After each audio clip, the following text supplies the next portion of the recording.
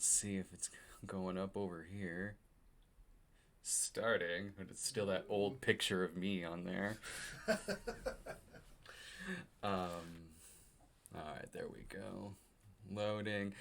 I hope it's the correct title this time. Oh, good. So, I remember last time. Yeah, we had did you notice we that? had like stop. No, no. no. It was just wrong time. That's right. Yeah. It was. I updated the title, but it didn't, and it said like Super Mario 64 Super Chat Stream or whatever. Yeah. And then the actual title that was on there was the one we did for Black Friday.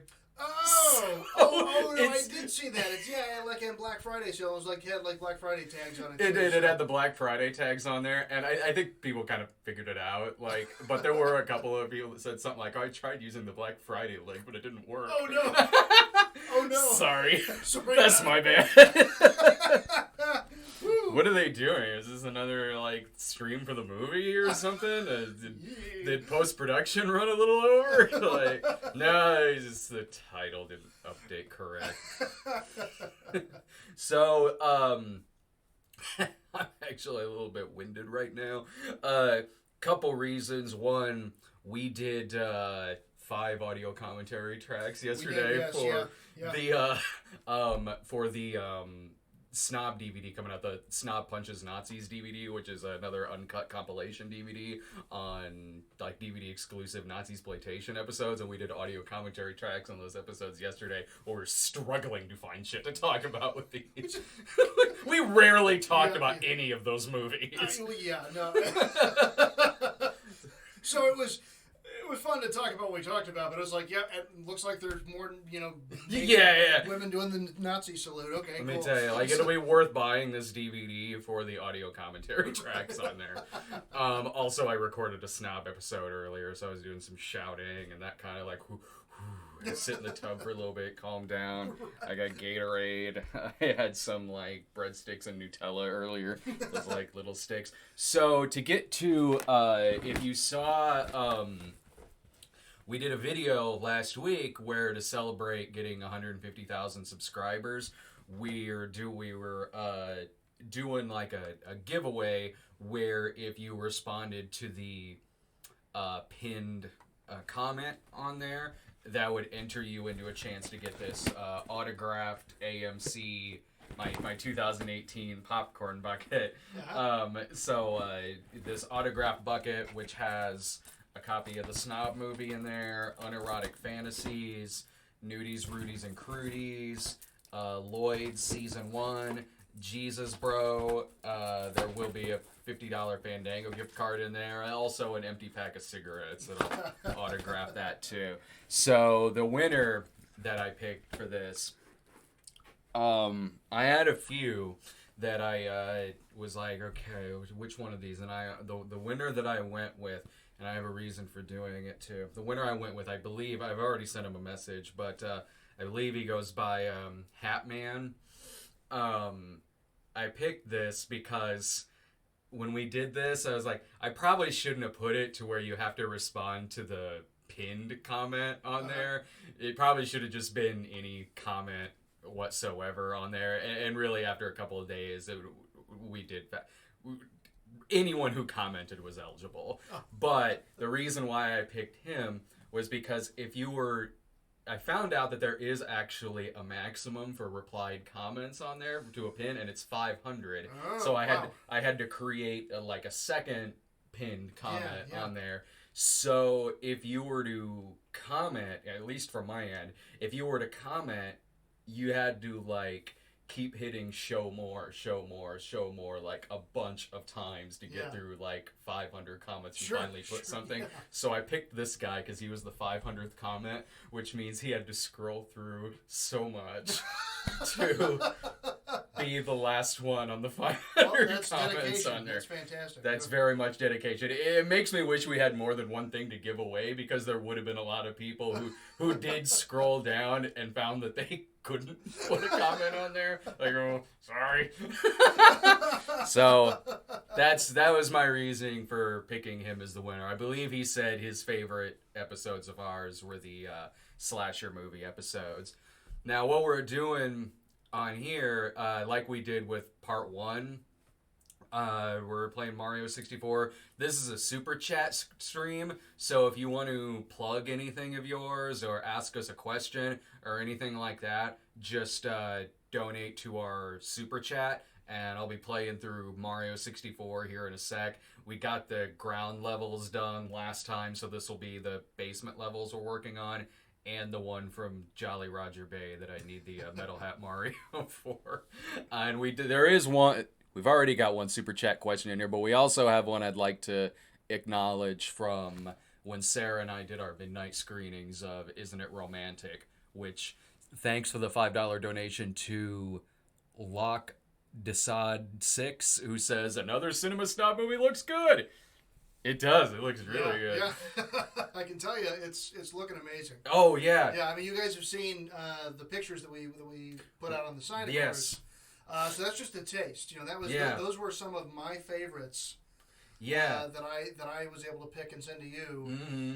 But there's also a lot that I didn't show for like spoilers for the movie as well. Totally. So there's a lot more to come, and you know, we're getting the first cut of the movie done here very shortly. Yeah. And we'll start doing, you know, the refinements and then get all the final pieces put together. But yeah, you're gonna love it. Yeah, you're it's really gonna love it. A gorgeous looking film. I mean, look at those still shots that we released. They're on our site at thecinemasnob.com. You can see them on there. Okay, I guess we can start Mario 64 here. Heck yeah. My second time playing through it this year.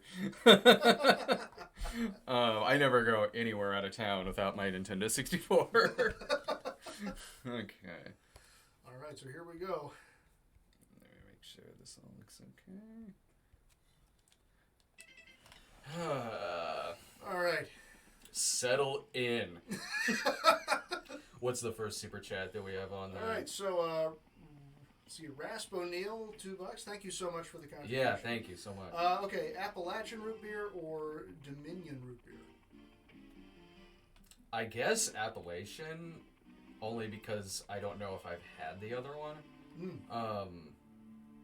Okay, good. I got the key. I was like, I did give it. All right, okay, I did. Might as well stomp on the pillars first. I really like the comments that we got when we post when the first part of this went archived. Mm-hmm. I was just looking at a lot of the comments. Some of them were really good. Some of them were like, I love how Brad is like basically sleepwalking through this game and doing amazing at it. Right. Yeah, clearly he's played this before. I've played this many times. I was doing particularly good when we were doing it last time. Doing it for an audience, you know. Yeah, I know.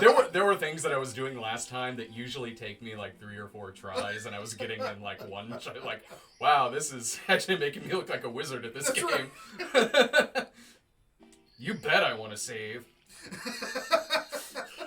I remember the first time I played this, and I was like, I wonder if the blue flame does anything. Jump into it, burns his ass. Right. Well, it does do something. Yeah. It burns you. I might as well get Invisible Hat. Do you not go back to play the 64 a lot? No, I don't. I don't have an emulator for my computer. And honestly, I've been doing a lot of VR lately. Oh, because yeah. I built a VR setup for my PC. Yeah. And so I've got the HTC Vive, and I've been exploring a lot of the. I mean, when I have time to play. Yeah. That's really what I've been doing a lot of, and I really love it. I had a 64 for the longest time. Then I don't have it anymore. Honestly, I think it just stopped working. Oh, okay. So and I just never replaced it because I eventually moved on to. Well, I played PC games for a pretty good amount of time. And then eventually, the first you used console, to play that a lot. Yeah, the first console that I got was the Xbox 360.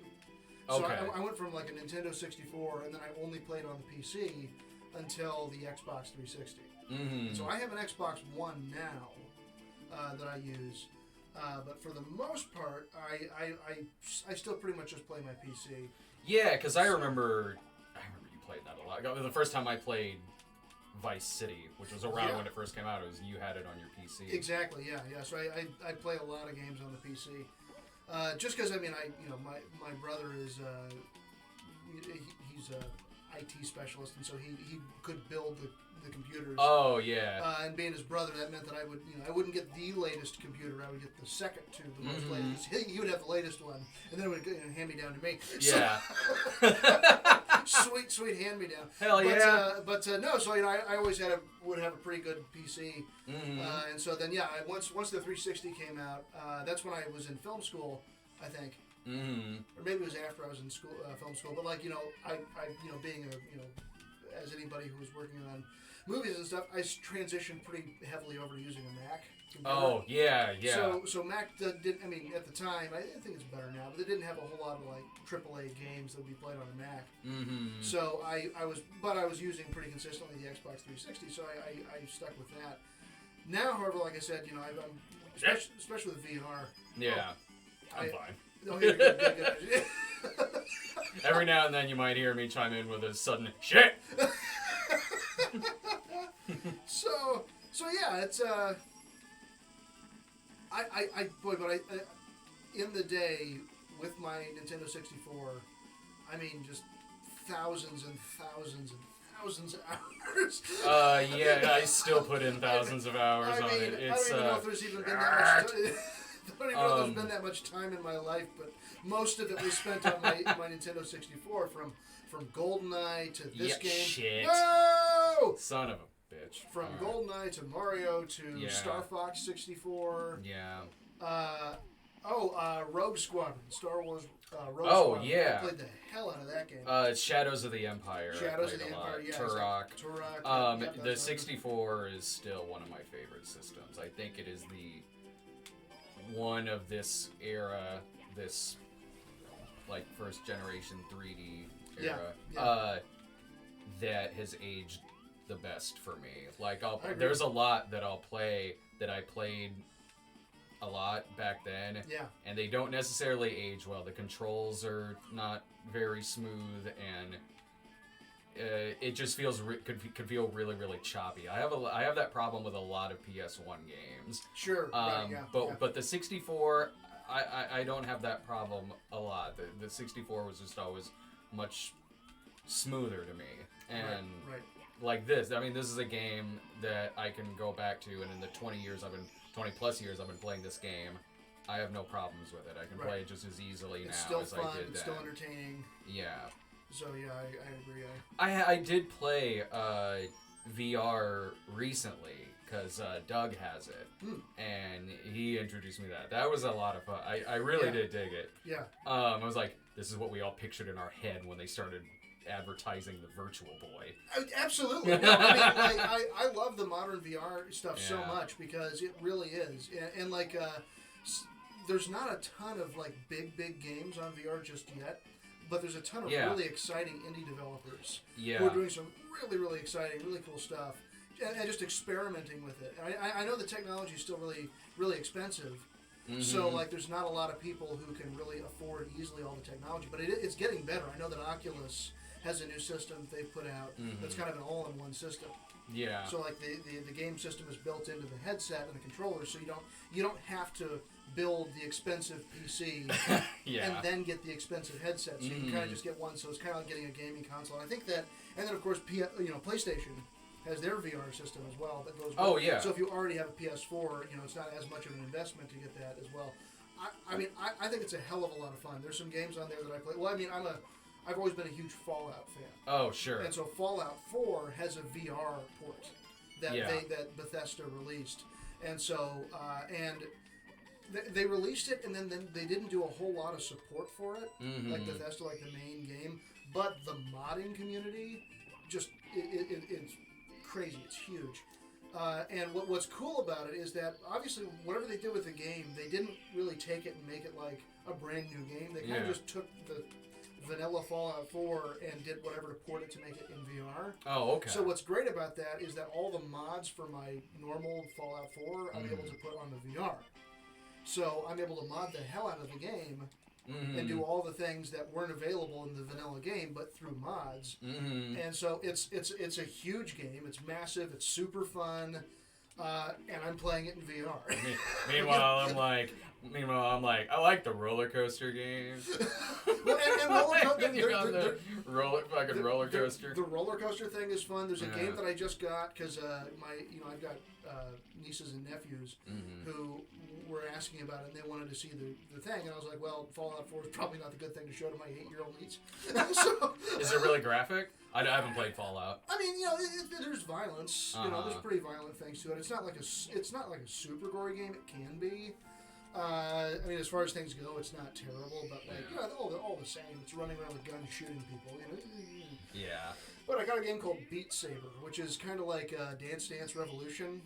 You know that sort of idea that like you do something to the beat of the music. Yeah. But you've got lightsabers basically. Your two controllers are lightsabers, so you're cutting boxes to the. It's like this is one. It's a good workout because you're up and moving around. Sure. It's like going back to the old days of the Nintendo Wii. No, it's like going to the clubs at 3 a.m. when you're drunk. Oh yeah, because I totally did that. But I sure did. Oh no! No. Shit. You got a tough act to follow from last time now. Wait till I get to the upstairs. Exactly. Or the upstairs with the rainbow carpet levels. What? All right, so we got a couple some chats here. So let's see here, Mike Flayland. You know him, right? Yeah. He's oh shit. There, saved that. Oh yeah, no, from Fanbolt. Yeah, he's always been great too. Yeah, He interviews us whenever a movie comes out and whenever we're promoting something and everything. He's always been great to us. Yeah, well, he said, "Congrats on how well the sequel looks. Can't wait to talk more about it on Fanbolt." Yeah, absolutely. Yeah. Yeah, totally. Yeah, we'll definitely be in touch.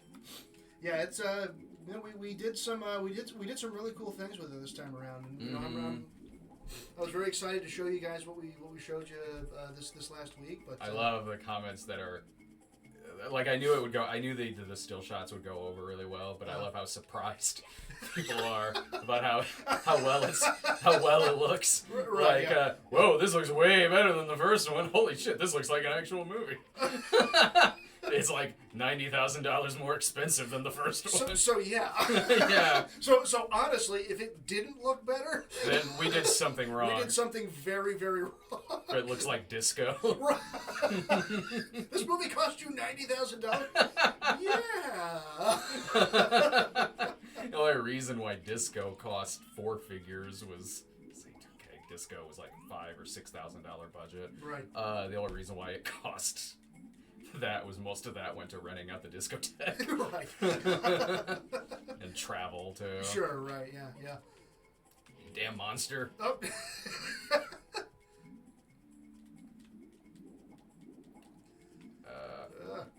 What else? So, all right, yeah. So we got some more super chat comments in here. So let's see here. Peyton Ross, thank you for the contribution. Saw you and Gino at Dragon 3 pre-screening in Champaign. Oh, yeah, Didn't say hi. Cool that I got to see a movie with you, though. Looking forward to Snob 2. So, thanks, yeah. Oh, you should have been there on one where it was a movie that we didn't like. You should have been there when we were at Yoga Hosers. Yoga? So, Gino and I were both at Yoga Hosers when that movie came out, and it was a Fathom event, so it was only a one-night showing, and we weren't planning on reviewing the movie together. I think I was supposed to be reviewing it with someone else, and then they canceled. It was probably Dave, and then Dave probably had to cancel for some reason. So it was only a one-night showing, so I still had to go. Like, couldn't reschedule. And Gino happened to be there, so he was sitting back up towards the back, and I was sitting near the front where we usually sit. That movie was so bad.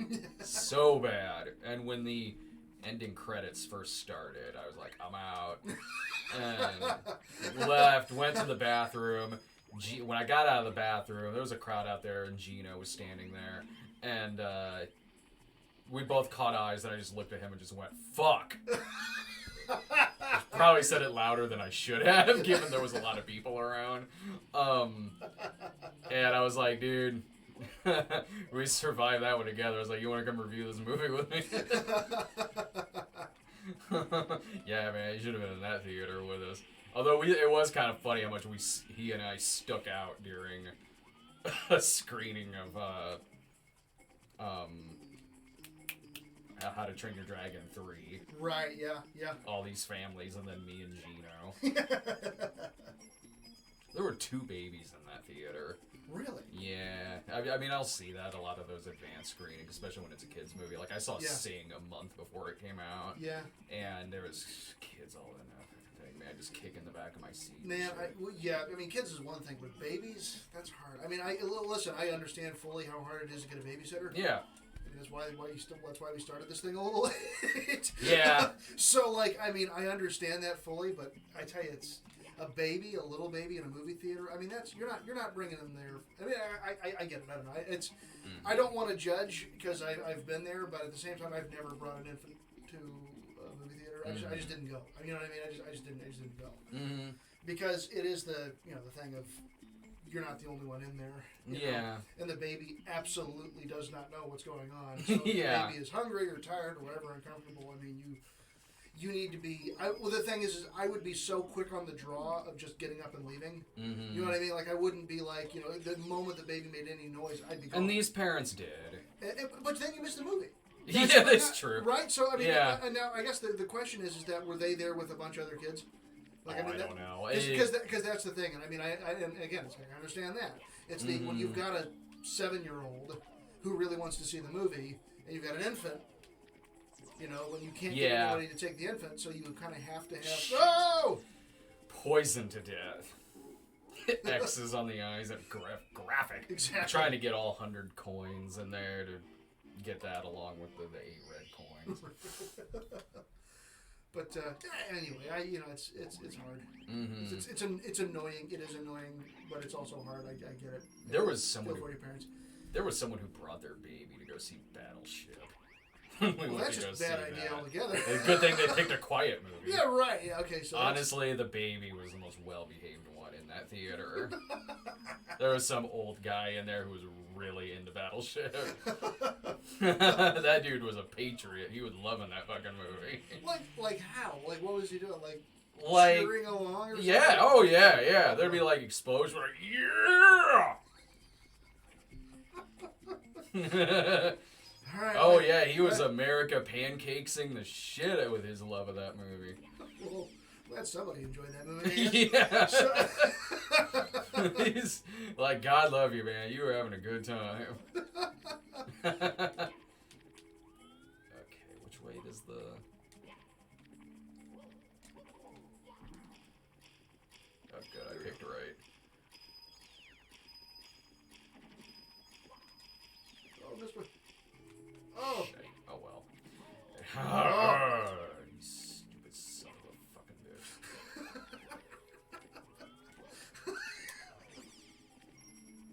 Yeah, this poison kills you fast. Oh, shit. No. I gotta get out of here. I gotta get it. It'd be one thing if I had Metalhead Mario, but I don't. Oh, whoa, shit. Woo! Woo! Woo! Oh boy, okay, that was close. Where's the exit? Mario's even panting. Oh yeah. So Connor Johnson has a question. It says, "Say Brad, have you heard about the British animated series on Netflix called Hilda? Yeah, it's quite the acclaimed series and deserves a watch." It's a British what series? British animated series on Netflix. Oh no, Hilda. Hilda, yeah. No, I've never heard of it. Most of the shows I watch are like 20 years old. No, I watched on Netflix. I watched the first season of You, the one about the stalker. Yeah.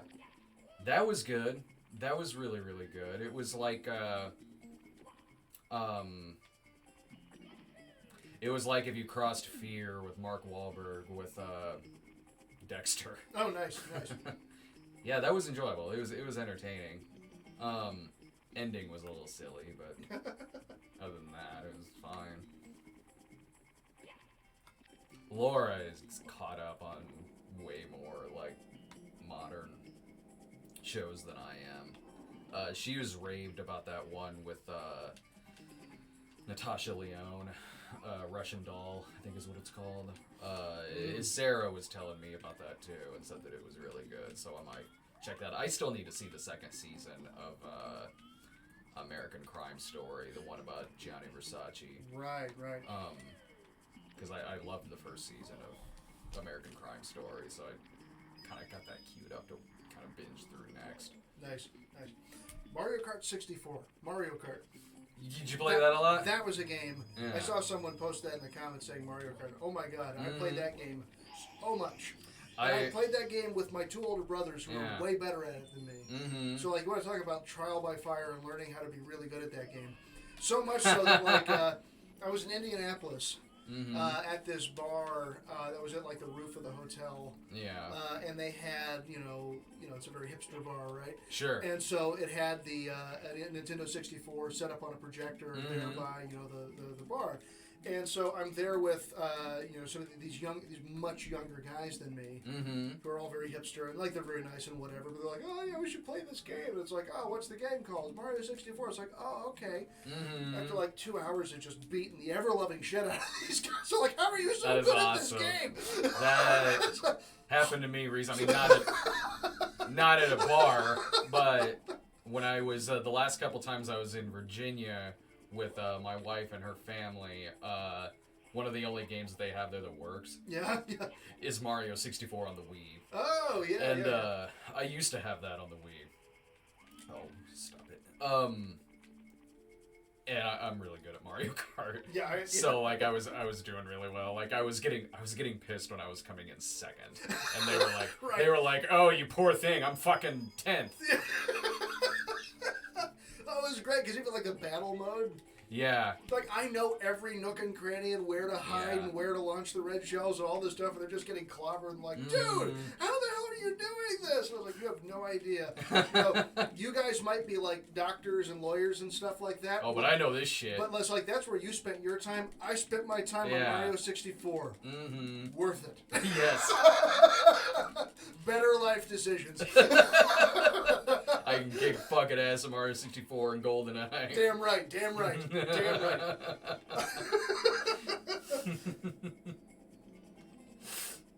But yeah, so if you want to ask us anything or promote anything, this is a super chat stream, so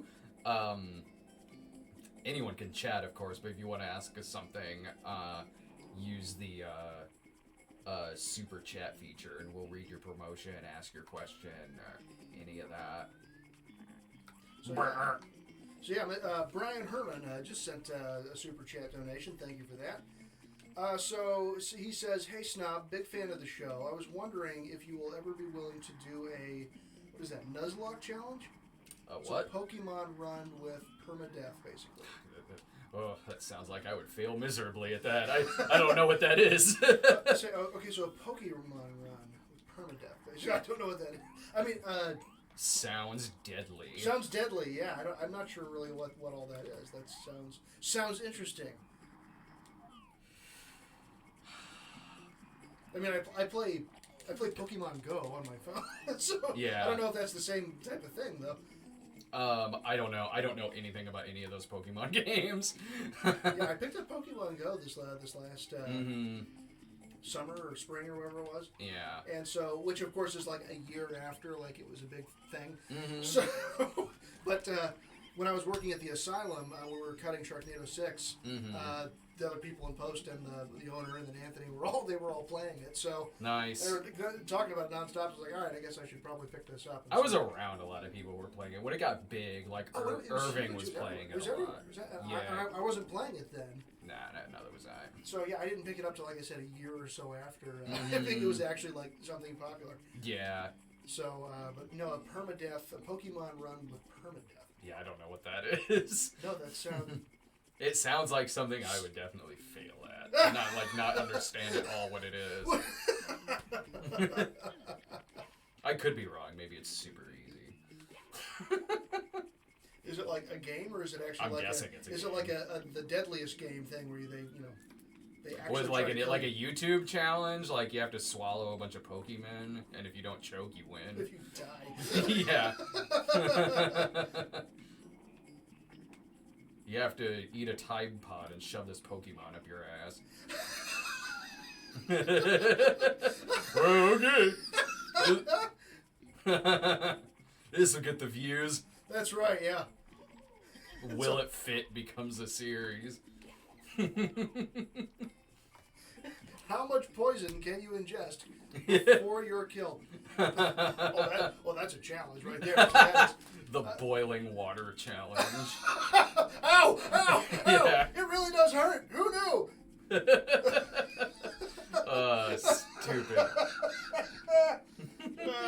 We're gonna get sued by somebody who does that. I've seen that before. The boiling water challenge. I think I saw it. I think I showed this guy on Double Toasted. Same with the guy who like lit himself on fire and jumped in the shower. It's. Boy, this is a weird thing, isn't it? The internet it's a weird thing. Mm-hmm. It didn't take long for YouTube to just turn into a snuff film. God. Oh man. So Ryan Rasp O'Neill says $2 that says you should do a Hilda binge watch. Oh, a binge watch on Hilda? Yeah. Shit! I'm working on like a really big binge watch episode here that won't be out for at least a few months. I won't say exactly what it is, but I mean you'll know it when you see it. Yeah.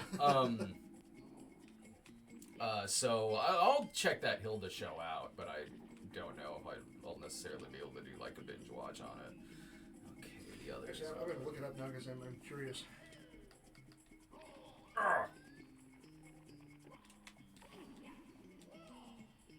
Yeah, there's a lot of good shows on Netflix. Mm-hmm.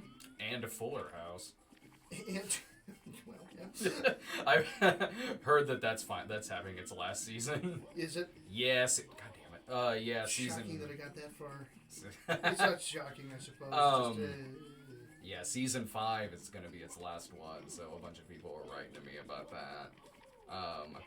Like, I may have only seen season 1 of Better Call Saul, but I've seen all of Fuller House.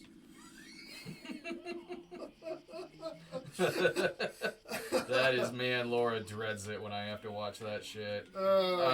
She does. She's been visiting family here for a little while. She might be in the chat, actually. She mentioned she might be in there moderating a little bit. But when this recent season of Fuller House, it came out like while she was gone. So she was like, thank God. She's like, try to pick the worst movies you have this year to do snob episodes on while I'm gone. While she's gone. Yeah. It's like, oh, honey, you missed the Trump prophecy. Oh, yeah. Well, you could always just rewatch that. Yeah, it doesn't take long. It's only like 80 minutes. Oh, God, it's really long. Oh, it's short. Thank God. Oh.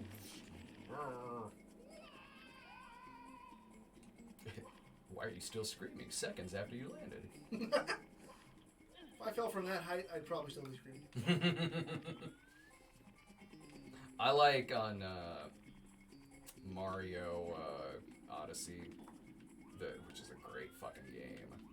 Is that on Switch? Yeah, it's on the Switch. Okay. That is such a great fucking game. It's like, it feels like it's like a proper like Mario 64 Part 2. Especially when you get to the post-game stuff in it, but you can get different Mario suits in Mario Galaxy, and one of the suits that you can get makes him look like he does. It makes him look like Mario 64 Mario. Oh, yeah. So I'm like, hell yeah, that's gonna be my suit.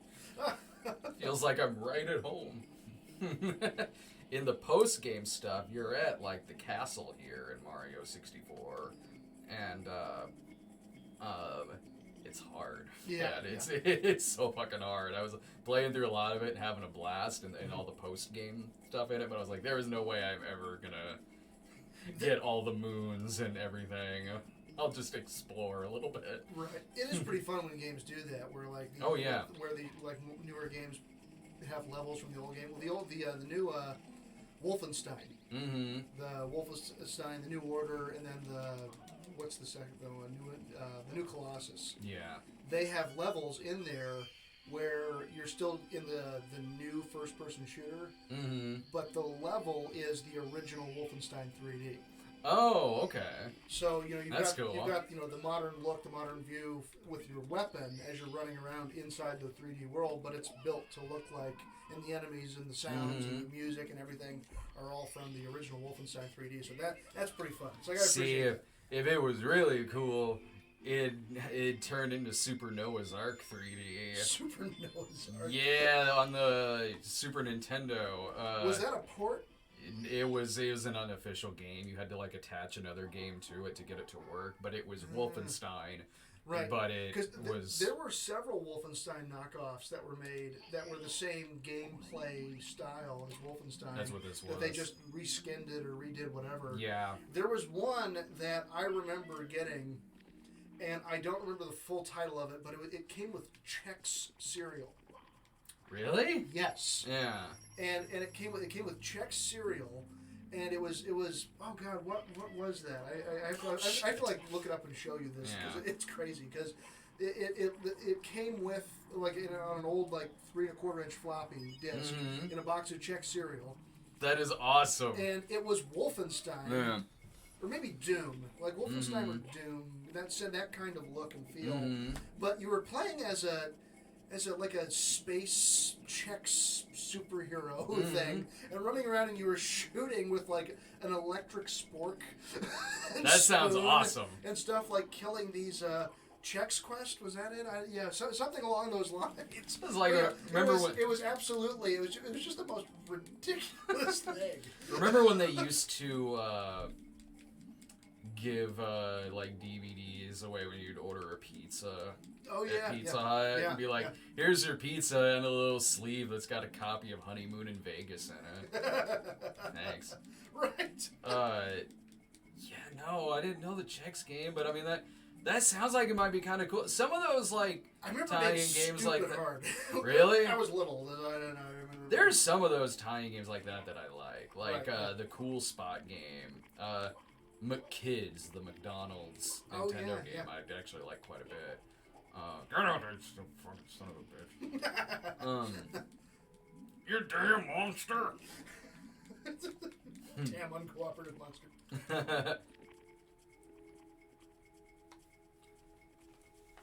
over there.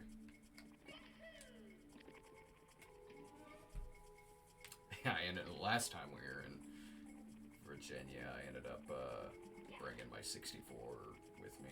Oh, nice. Yeah, well, wait, no, I didn't bring my 64 because they had a 64, but their controller didn't work. There was a problem with the joystick on it. Got it. And so Mario could only walk at just a brisk pace like this. Oh, no! Oh, no! Well, I'm good at this game, but I don't have that much patience. Oh, yeah, that is patience. So, next time I went up there, I was like, you know what, I'll bring my controller with me. So I can have my Mario 64 quiet time. Last time Laura and I played through this, because she kind of grew up with this game, so she likes it a lot. Last time she and I were playing it, there was one level she got stuck on. It was, I think it was in the snow level when you wall kick off the wall, and it was taking her quite a few tries to get that, and she's like, "Here, you do it," and I did it in one try, and she was just like, "You're a fucking asshole."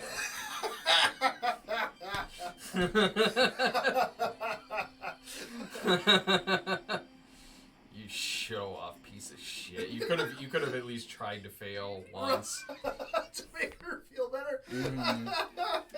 You could have made it look somewhat hard. Right, yeah.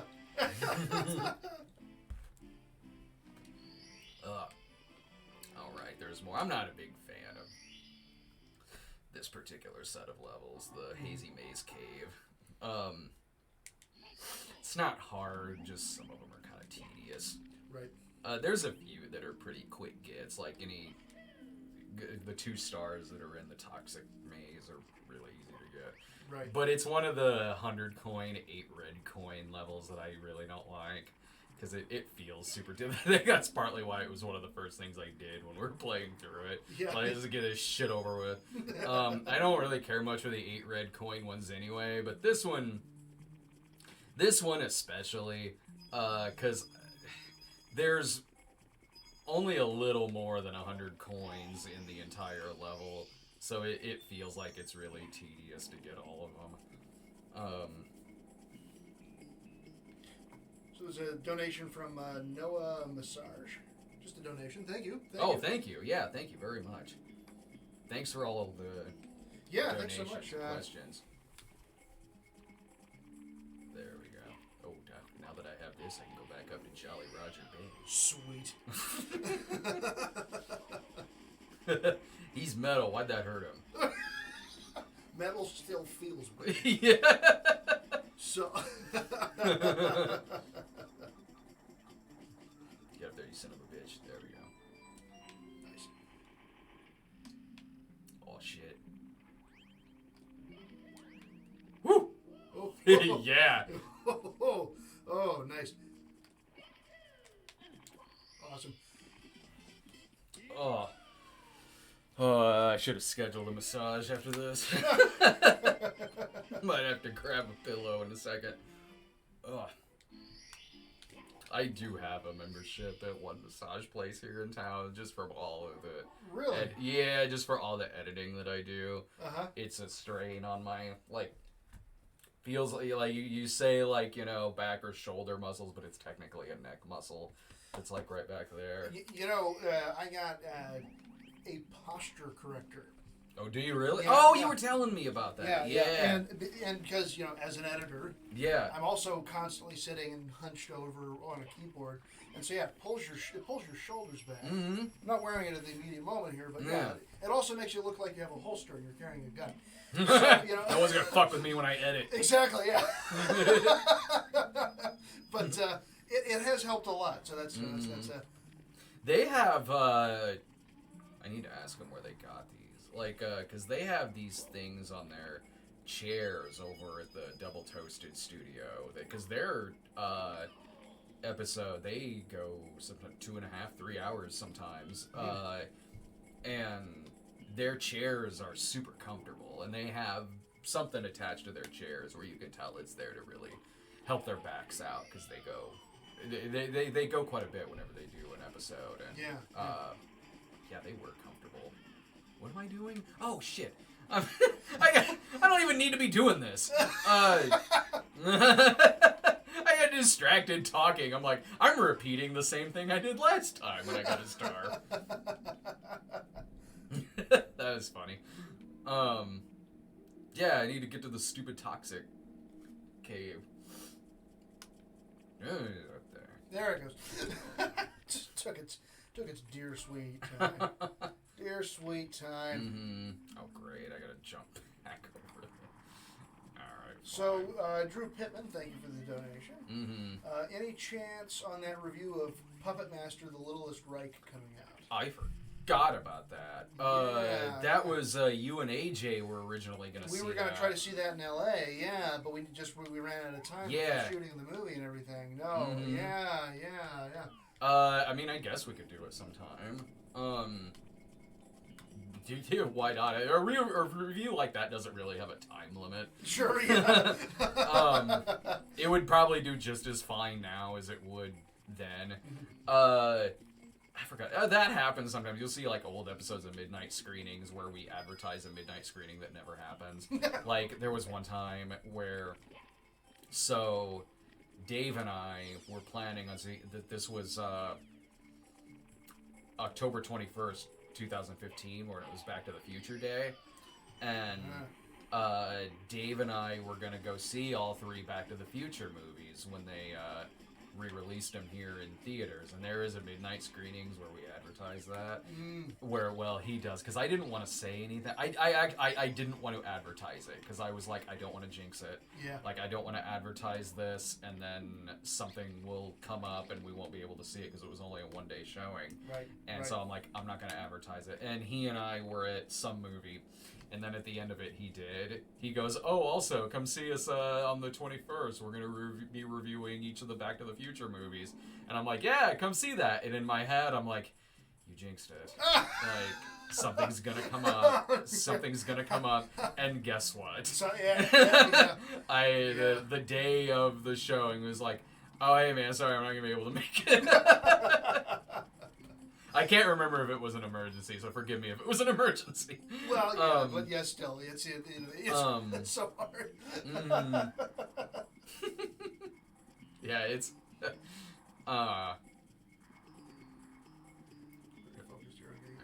There we go. Yeah, so I don't usually like to jinx those like one-day showings. At least with the Trump prophecy, like, yeah, I went to go see that by myself, but a movie like that, it's fun when you can review it to another person who's in the car. In that case with me and Sarah, that's a pretty fun episode. Back to the Future, though, it's like, what am I gonna do? See it by myself and then describe it to. Yeah. Let me tell you about this movie you've seen. Right. All right. So Andrew Klang, thank you for the donation. Other than, I'm assuming that's on Her Majesty's Secret Service, your top 3 favorite Bond movies. Oh, yeah. Moonraker. But, oh, no! Sorry, that deserved that. Thunderball, obviously. Thunderball, yeah. No, exactly. You only live twice. No. Top 3 Bond movies. I mean, On Her Majesty's Secret Service, Goldfinger. That was the one I watched the most as a kid, was Goldfinger. I wish to God I still had the tape that we had Goldfinger taped off of when it was on, I don't know, one of the, some cable channel. And, so it had all the commercial breaks in it. Oh, and nice. we taped it in 1985. Nice. And so it had, I can remember, like, all these commercials. It was advertising Death Wish 3 a lot during it. I wish we still had that tape, but sometime, I don't know, maybe 20 years ago, my dad taped over it with a more recent airing of Goldfinger, I guess, I don't know, but, or like one that didn't have the commercial breaks in it, and then later I'm like, why'd you do that? Like, that tape was gold. Right, yeah, absolutely, yeah. So yeah, Goldfinger, The Living Daylights. Yeah, Living Daylights is one of my favorites. Yeah, same here. That one's really, really underrated. Yeah, I agree. Like, that one's really, what am I doing? That one's really sentimental to me because it was the first one I saw in theaters. Oh, yeah, It was 87 that came out. Me and my dad went to go see it. And it was such a cool one at the time, too, because this was after the Roger Moore era, and it, went back to being pretty dark with Timothy Dalton. Timothy Dalton had a great mixture of like Connery, cool, suave, could certainly throw a line, but also he could be really menacing. Yeah. Incredibly. I mean, he looked like somebody who was an assassin. Totally. Who works for his government and could like kill a motherfucker. Totally. But also had like, movie star charm, certainly, and gravitas. License to Kill, I love. Yeah. But both of the Dalton ones are two of my favorite ones. License to Kill is great because it's like a personal revenge story. Totally, yeah. It isn't, he's got to save the world again or something like that. Sure, right. It's someone fucked up Felix Leiter, and now he's using his expertise and everything to get personal revenge on the guy. Of the Moore era, like Spy Who Loved Me, Man with the Golden Gun, I love Man with the Golden Gun. Like, that one's great when he goes through that fucking fun house and that hall of mirrors and shit. Scaramanga is like shooting at James Bond mannequins. Yeah, those are among my favorites. I could talk James Bond for a long time. Right. Yeah. What's the next? There's no Bond movies on the horizon, though, are there? I mean, there's rumor, there's hearsay, but I don't know if there's any actual. Yeah, I don't know if they've started filming it, but like Danny Boyle was supposed to be directing it, and then he dropped out. I don't know if they replaced him yet, but they did sign Craig back on. Oh, they did. Yeah. Oh, okay. Which I figured they would. Yeah. You know what I just saw, speaking of Daniel Craig, is just a couple weeks ago I saw Logan Lucky. That was a good movie. I really liked that. Yeah. That was really fun. God damn it. Yeah, Irving and I were at that. Yeah.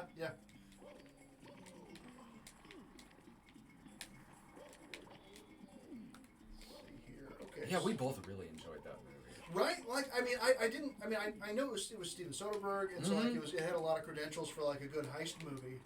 But you know, I mean, Daniel Craig just stole the show. Oh yeah, he was great. I mean, he was amazing. It's people forget how truly versatile he is. Right? Yeah.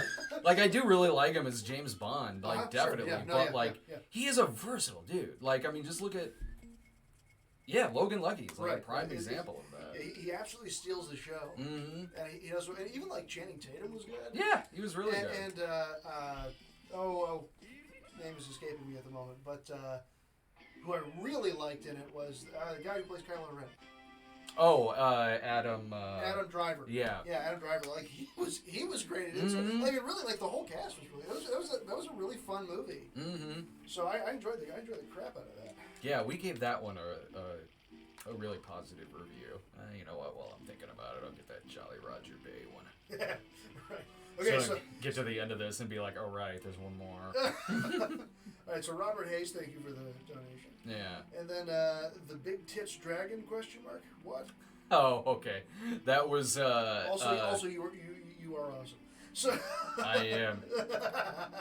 Oh yes, I know. Big Tits Dragon. All right, so that was. I forgot about this. Never actually seen this movie. But so when Spoonie did an April Fool's episode, and it was him impersonating me, and he was reviewing something with the alternate title of like Zombie 5, I believe, and the person who directed, I think he was reviewing a Jess Franco movie, but somehow the movie Big Tits Dragon got brought up because it showed up on an IMDb search. Okay. And he's impersonating me, and he's like, Big Tits Dragon? What? It's a really funny video. He does a really good impression of me, honestly. Like, so yeah, I forgot about that movie. Like, I couldn't do a snob episode on that. Like, YouTube would never let that shit go through. I fucked this up. You're gonna make me wait until. Oh, never mind. Okay. I knew that wasn't. The timing was gonna be very poor on getting down there before Metalhead ran out. Alright,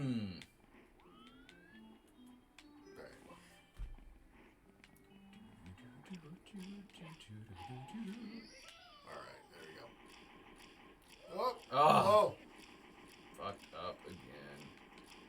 Because you have to have it timed. Yeah, this is one of... You have to get Metalhead Mario so you can sync all the way down to the jet stream, and you gotta time it right.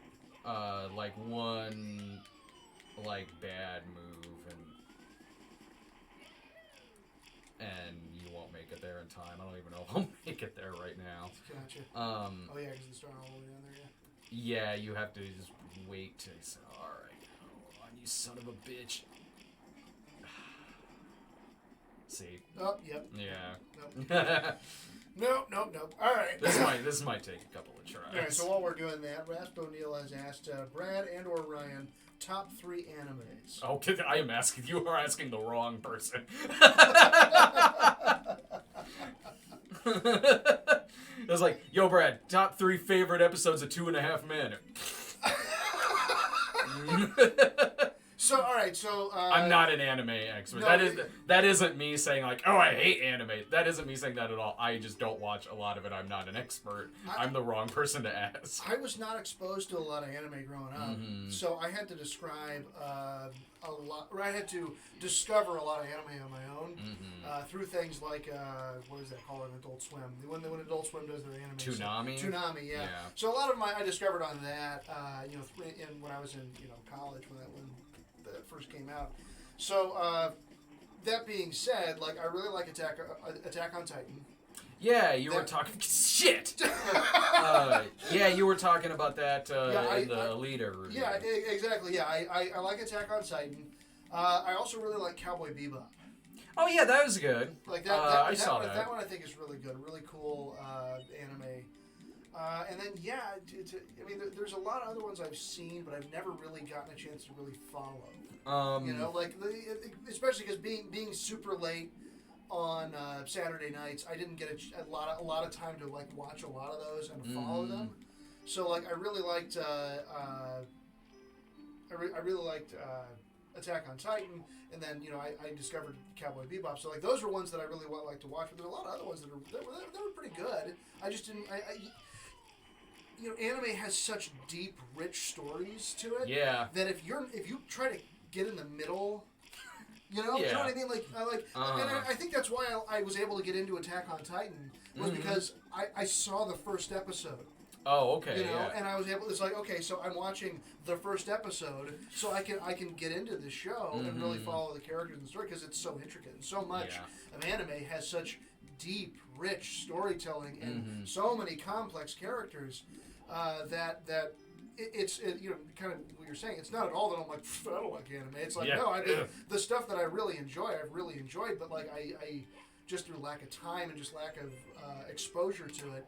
I've only really seen a few, but the ones, like I said, those two are definitely my really, really good. I enjoy the heck out of those. Most of the ones I've seen was from Jillian because she was huge into anime. So there was I saw all of Death Note.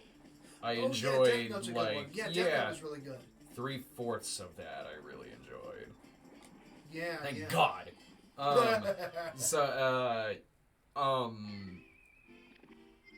Perfect Blue, I saw that was really good. Yeah. I've seen some Cowboy Bebop, and that was fine, but I could not do any list by any means. Well, see, man, I had 2 on there, and like I was struggling to come up with the third one. So. I can come up with a list of 3 I've seen. Oh yeah. Now, while I'm up here, I'll do the haunted house. This is actually one of my favorite levels. Sweet.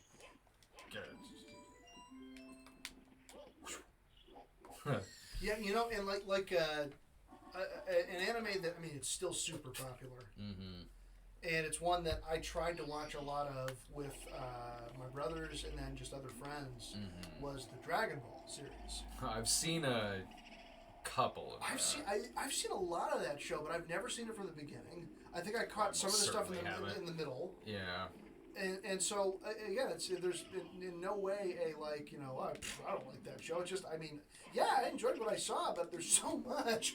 I saw There's so much to get involved with, and one of these days when I have all the time in the world, there's that, but then there's also all of Game of Thrones, and there's all of there's so much great television and great shows that I just haven't seen. Yeah, Dragon Ball. There's a review we have of some Dragon Ball movie that was out a few years ago, and we did a midnight screenings of it, and it was funny because I've heard of it, of course. Right. And if I see some characters, I could tell you oh, that's from Dragon Ball, but that doesn't mean I know anything about it. So the review was funny because it's coming from someone who knows really nothing about it and is going into something like that. Like, we meant to do that with the recent Dragon Ball movie that was out, but just never got a chance. Right. Yeah. This level seems really glitchy in the sense that anytime you kill a ghost in this particular part of the haunted house, it pops up the same thing every time, like "can't kill us," or whatever. They are ghosts. Yeah, they're basically already dead. So, Mm-hmm. it's kind of the idea. So, all right. So, let's see here. Eclectic Inui. I think that's how I'm saying that. Anyway, thank you for the donation. Yeah, thank you.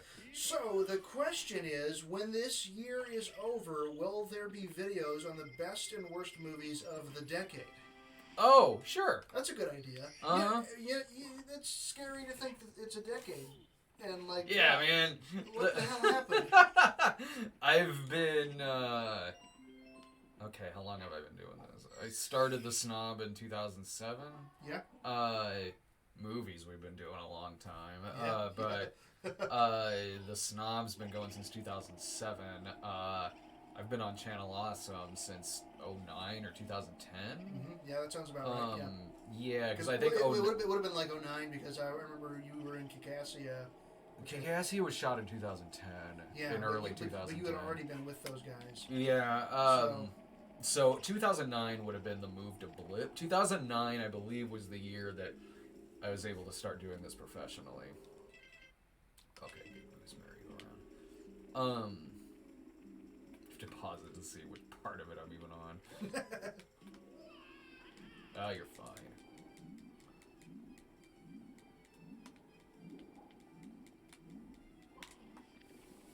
Yeah, but It's hard to believe it's been that long. Yeah, it's been.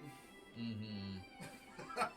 It would be fun to do, like, once the show Midnight Screenings hits, like, 10 years. Yeah. For every 10 years, pick, like, some of our more controversial reviews and kind of rewatch the movie to see, like, okay, what do we think of this now? Right.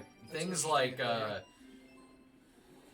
Man of Steel or Prometheus or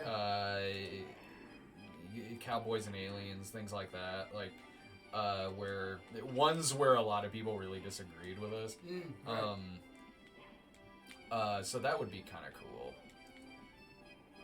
But that's pretty far off in the future. Sure. Midnight Screenings, that show started in 2011. Yeah, so we've got a couple years before. Yeah, we got a couple years after that. That's for future Brad and Ryan to worry about. That's their problem. Those guys suck. Mm-hmm. So, me and Irving, a 10-year anniversary of Smurfs. Oh God, 10-year anniversary of the least of these. Oh God. We had a while to go on that one. Yeah. I don't think people disagreed with us on that one though. There was one guy who did. That's right. Did you see this comment? I think you told me about it. Yeah. It was somebody who had. Well, there was another one. I remember telling you about the one that was like, you need to let the viewer decide if they like it. So, okay. Did we say otherwise? Right.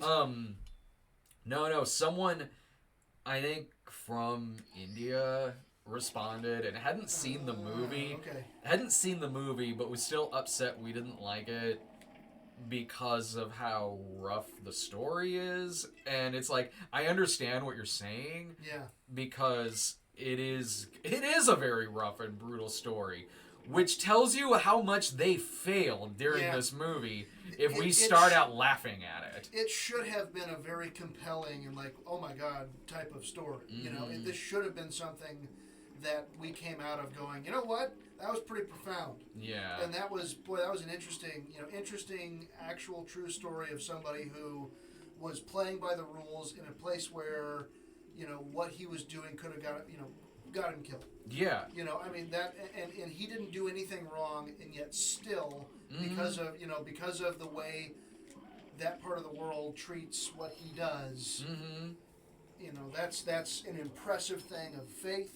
That is an impressive thing of commitment, and you know what a inspiring story. Right? That movie didn't let us have any of those feelings. None. Yeah. Not a damn one. And that's not the fault of the real life story. No, that's not at all. 100% fault of the people who made it. So, like, Old Fashioned was a better made movie than this. Oh yeah. And that wasn't a very well made movie at all. Yeah. So, I saw the trailer for the new Pure Flix movie coming out. That's an anti-Planned Parenthood movie. Oh, good. That's all based on bullshit. Like, yeah. But I saw the trailer and it was like from the writers of God's Not Dead. I'm like, you didn't have to tell me that. Like, we figured, yeah. And I'm like, this looks exactly like what you would get when you have a movie about women's health written and directed by two old middle-aged conservative white guys. Yeah. That's really knowing your audience. I can't wait, man. I'm so excited. It's gonna be great. This is them catching up on the fact that God's Not Dead 3 was not that bad. This is them going like, we need to make up for the fact that movie was okay. Right, yeah, we gotta find a way to destroy our reputation again. Yeah. So like God's Not Dead 3, like surprisingly had like a really solid message to it. Like it was not that bad. There's some decent things about it. There's some shitty things about it still. But what was the message of it? It had a lot to do with redemption and forgiveness, and when David A.R. White is debating religion with his brother in the movie, who's John Corbett, who's pretty much an atheist in the film, right. But when they're actually debating their beliefs, it does feel it feels like two people who are genuinely having a conversation about religion. Interesting. And same with later on, a girl says like she says something like what makes it harder for us young people to go along with you is because everyone's talking about what the church is against and no one's talking about what it's for. Yes. So, like, watching it, like, why wasn't this all three movies? Like, right. it almost feels slightly ungenuine in the sense that, like, okay, you've done two movies that are really pretty hateful, so that sort of tells me where your heart's at a little bit. Right. Yeah. But granted, it was a better director behind this, and it was a better set of writers. It almost felt like a challenge, like we challenge you to try to make a God's Not Dead movie like okay, and now here's this unplanned movie is what it's called. Like, oh, okay, here we are, back to basics. Amazing. Back to what got them into making movies in the first place. This was hatefully telling people how to live their lives. So, all right. Game Station 3, thank you for the donation. Mm-hmm. You should review the Child's Play and Texas Chainsaw Massacre movies once you're done with Elm Street, Friday the 13th, and Halloween. Well, I wrapped up Elm Street with the remake. Mm-hmm. The episode I got coming up on Monday is Hellraiser, so that'll be kind of the next big franchise to be tackling on the show. Child's Play, I don't know if I would do. What was the other one he said? Oh, Chainsaw, yeah, because I've done an episode on the first one. I'm getting so turned around here. Which doors have I fucking gone in? Wait, is there one behind him? Oh, God. Oh, yeah, there it was. Excellent. Yeah, the Chainsaw Massacre sequels, totally. Like, I'll probably get to those sometime this year. Where is it? Is it outside? I can't remember. Where's this fucking thing at? I thought you said you knew this game. I know. It's an 8 red coins level, though, so if I'm playing through it just to get the 70, right. I'm usually not doing the 8 red coins level.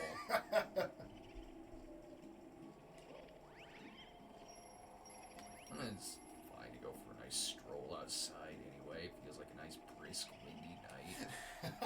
There's gates up, which are keeping the werewolves out. Yep. Oh, I should get the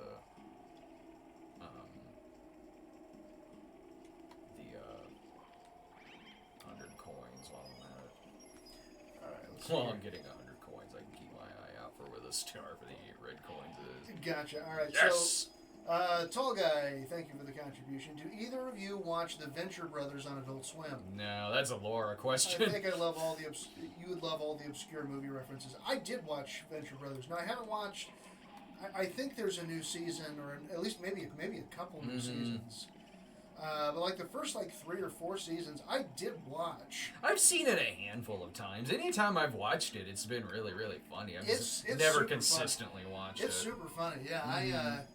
I mean, my college routine, through my college years and then early work was that I'd work or something on the computer and I'd have Adult Swim on.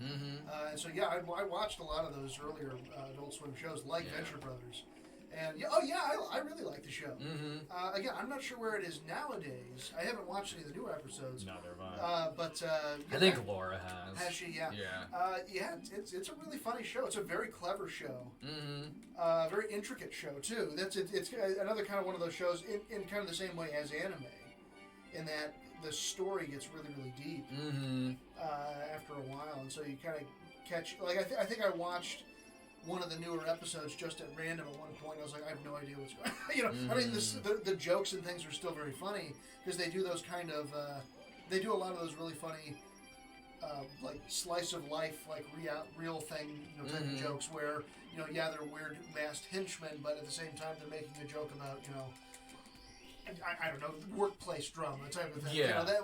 Which I'm a sucker for those kind of jokes. I love those type of things. So yeah, that's a really good show. I should take, again, one of these days when I have all that free time, I should go back and I'd love to catch up on that show more because I think they did really, really funny stuff. But now to find that 8 red coin star. There you go.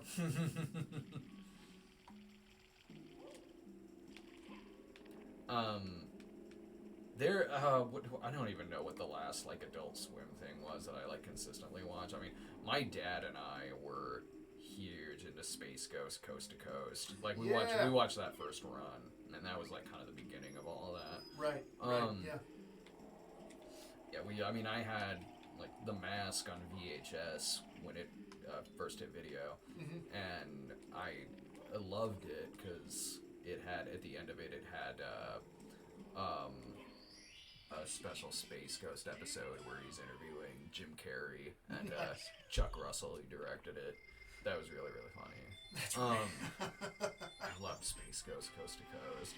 Yeah, that was so a funny. Really good show. Yeah. Those early Adult Swim things. Back when it was just they had all those old Hanna-Barbera. Is that what they were? Yeah, but those old, can we make a show using these old cells? Yeah, that's what they did with Space Ghost. They made this late night talk show out of it. Space Ghost, and I think they did a Brack. Brack had his own show at a point. He did. And that funny stuff. I watched Aqua Teen Hunger Force. I would watch that sometimes. Yeah, I watched that show a lot. Mainly if it was a Carl-centric episode. Right, the Carl ones were the best. Yeah, that's a show I think still somehow exists. I feel like there's been new episodes. They changed the title of it every so often. Yeah, that I knew. But I feel like it pops up on Hulu. Oh shit! Damn it! Rookie mistake. All right,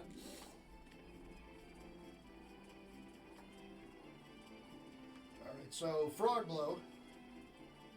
Thank you for the contribution. Monuments Men. What did you take? Did you like it? I thought it was wildly mediocre.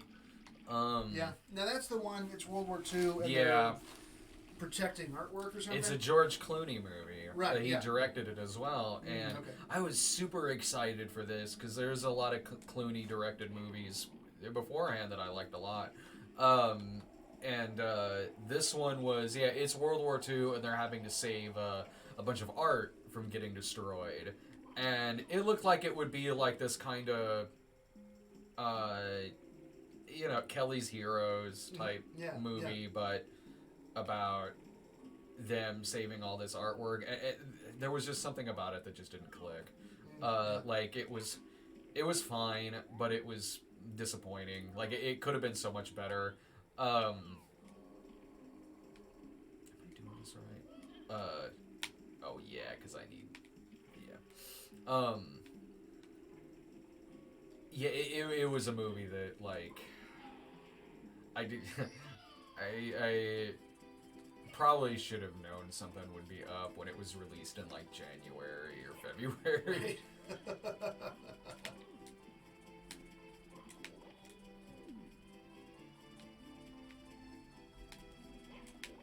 There we go. Excellent. Okay, I think I just need to beat the ghost on the Nice. balcony. Nice. All right, so let's see here. Okay. That name is in Russian. I think that's Russian. So I'm not sure how to pronounce that. I apologize. So we're gonna skip your question. So we're gonna skip. No. Anyway, thank you for the contribution. Okay, so what happened to Brian? Miss him on Midnight Screamers. Oh, Brian. Sad to say, has retired. Yeah. I'm gonna miss working with him so much. No drama or anything like that. Just, it happens. Like, Sure. people have lives. People have lives outside of what we do on the website. Like, I know it's my full-time gig, but it's not everybody else's. Sure, right, exactly. You son of a bitch. Oh man, he fucked me. All right. But no, so he politely and nicely and all of that just quietly resigned. Yep. So we wish him well. Yeah, so absolutely. He has retired from as we all know, he had to take some time off, and so Yeah. it wasn't working out with his schedule anymore. So anyway, also, so the other part of the question is, what is your favorite porn that you watched for the snob? Caligula, I guess. It was my favorite movie. Yeah, you got him there. Other than that, Debbie Does Dallas is a pretty funny movie. Right, yeah. Night Dreams was pretty funny. It's funny because it's I guess the question is that what's the specific definition of porn? Because like we were just watching all those Nazi exploitation movies, yeah, right? And all of them were very pornographic, mm-hmm. but like in an exploitation sort of way, maybe not necessarily in a more porn like straight porn sort of way, right? Some of them had like hardcore inserts in a couple of shots, yeah, and you could call a lot of them softcore. Certainly, I guess like.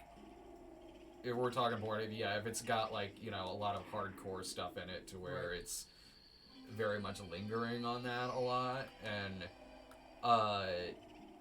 so yeah, I mean certainly something like Debbie Does Dallas, obviously Deep Throat and all of those. Sure, yeah. Porno Midnight Heat, I enjoyed. Porno Midnight Heat. Yeah, it's a 80s porno that's just called Midnight Heat, and the big coincidence about that is. It's directed by Roger Watkins, who did Last House on Dead End Street, which our movie Cheat back in the day was very much inspired off of. Yeah. And just as like a coincidence, he had also done a movie called Midnight Heat that I didn't know until after we had did our movie called Midnight Heat. Awesome. So I did an episode on it, and no, it was pretty good. It was Jamie Gillis was in it, who was a really good actor, and it was a Hitman movie, and yeah, it wasn't bad at all. It's really gritty, like you'd expect a Hitman porno movie to be in the early '80s. So it was really great.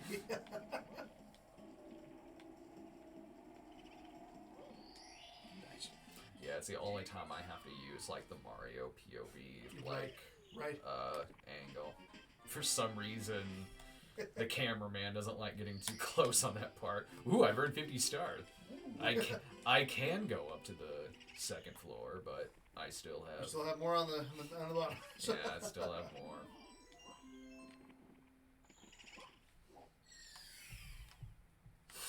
What's your favorite porno?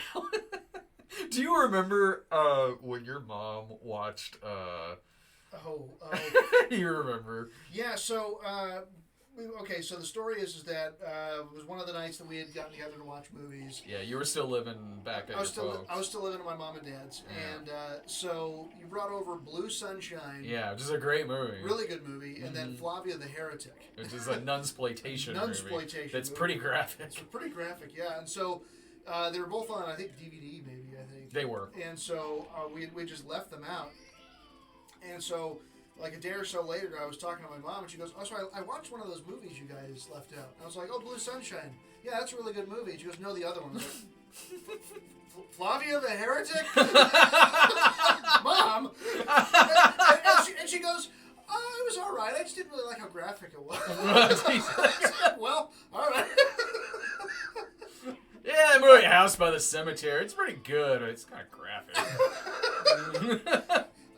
All right.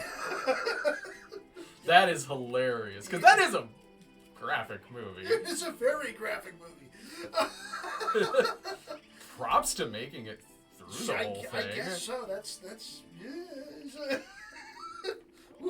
yeah. I think this is it in the ghost house. Nice. Yeah, you get out of here, boo. I don't need to deal with your shit right now. Yeah, there you go. Whoa, what was that? I just felt something.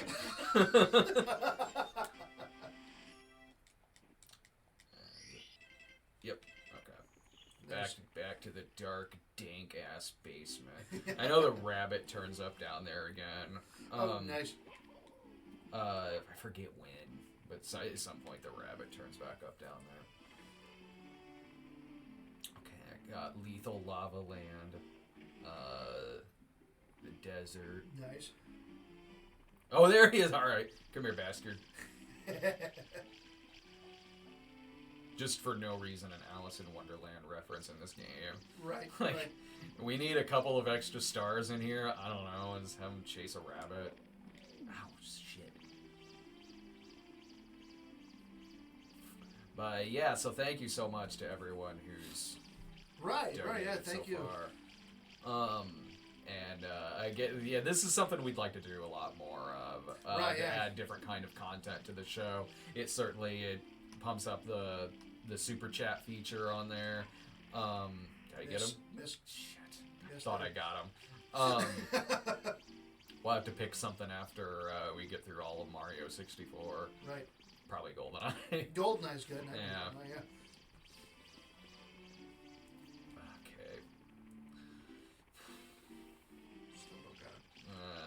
2 hours later. Stupid oh shit. Oh no. Oh no. Oh, there it is. What was that? So this rabbit is infected with a virus. That's right.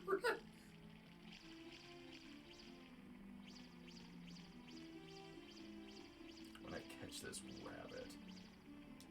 Okay. If I catch this rabbit. Right. I'm gonna go out there and turn the air up a little bit. It's starting to get. Maybe it's all the torches in this basement. It's starting to get a little hot in here. This cave is really intense. That's right. Yes! Got him, little bastard. Alright. I'm gonna strangle him a little longer while I there we go, yeah. Go and turn the air on. So, yeah, anyway. Yeah, thank you to everybody who's contributed to the Super Chat. If you have any questions or anything you'd like to ask us or have us promote for you or anything, be sure you just hit us up on the Super Chat. We were running a little late when we first started, and Laura was in the chat. I don't know if she still is or not. If she is, hi, honey. Hi, Laura. Are you playing video games with your friends? We're working. I know, right? Yeah. 1996, Brad. Someone shows up. I was like, one day you will get paid for this. Yes. Liar. Nuh-uh. Suck it, guidance counselor. Laura was in there, and she writes to me. She's like, people are getting antsy. Yeah. Like, what's going on in there? Are they throwing chairs and shit? That's right. Virtually throwing chairs. Mm-hmm. Did that just tell me not to be a pushover? What? It's telling you, like, it said don't be a pushover if one of the bombs pushes you, push him back. Oh.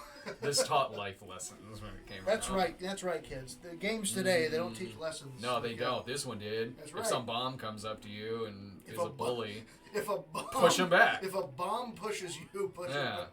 It's good. It's good advice. You're right. How often in life have you been pushed by a bomb? Sometimes we should play fucking like World Is Not Enough sometime. For like all the time we kept coming up with different ways just to kill James Bond in it. Like when you find the bomb in the toilet in the subway level and John Cleese comes on, he's like, "Oh, here's what you need to know about this bomb," and then you just shoot it. Okay, where's the...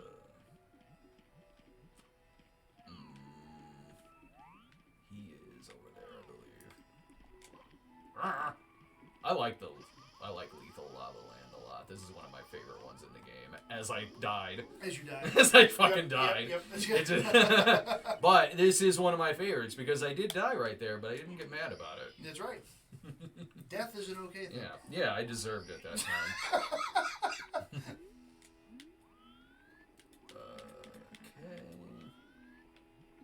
Guess I could fly. You do get a turtle shell in like a couple of the sections on here, and that helps a lot, especially when you're going after the 100 coins. Right. Yeah.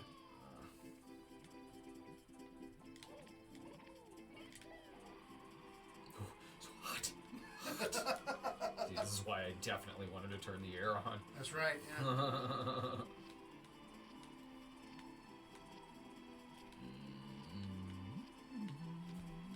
It's been a while since I played. I like completely forgot about this entire level. Oh really? Yeah.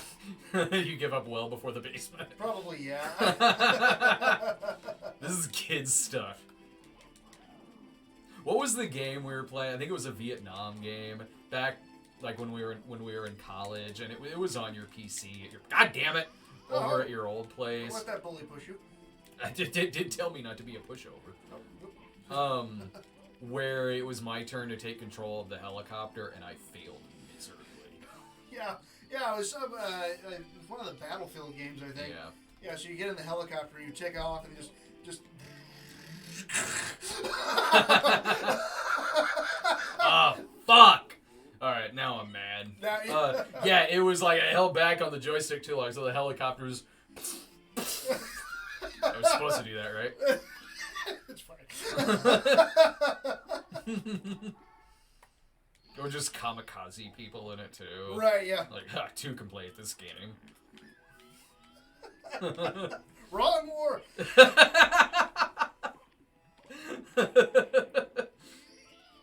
No, I liked that game. I like Battlefield Vietnam because that was one. I mean, I know there's been 1,000 incarnations of Battlefield since then. Yeah. But like that was the first game where you could play it, but then you could play music.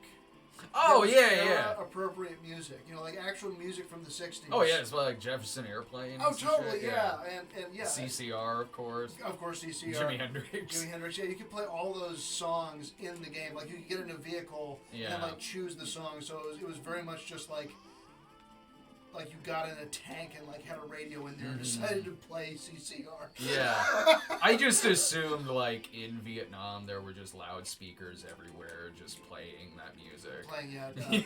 Fortunate Son was just playing everywhere. Yeah. All along the watchtower. It was a very hard war. Yeah, exactly. It was giving us away every single time. Exactly. Damn you, Grease Slick. It is true. It's hard to be stealthy when you're rolling through. Yeah, when you are rocking to some psychedelic rock. And...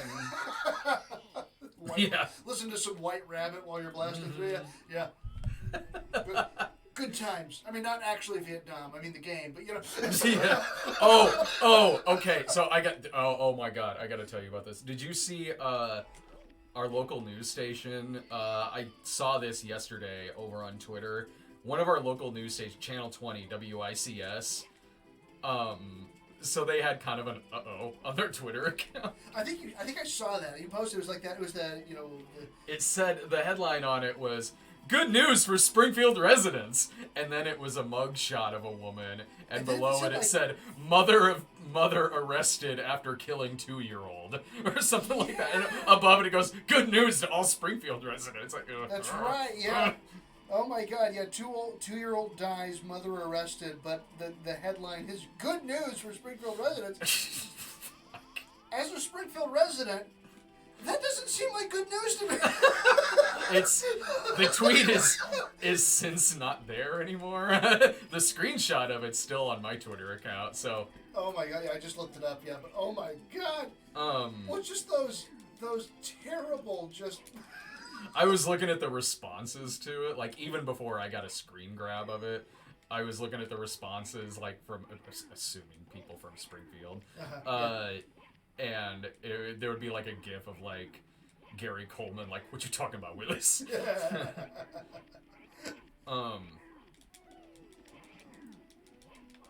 you. Ah, God damn it. I hate that there's 3 of you. There we go. You know I'm gonna kill you. I killed your fucking friends. Just I killed your friends. You and your friends are dead. Oh, right, you're back.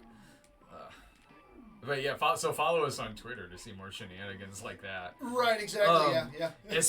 Especially since they've started getting rid of spam, so we've lost a bunch of Twitter followers. Oh, right, yeah. So give us a follow on Twitter to make up for losing the spam. Right, yeah, damn it. Who doesn't like spam? It's a little chewy, but, it's, wrong spam. Never actually had that kind of spam. You ever had spam before? No, I've never had it before. Really? Yeah, I should do that as a Brad tries. Good for you.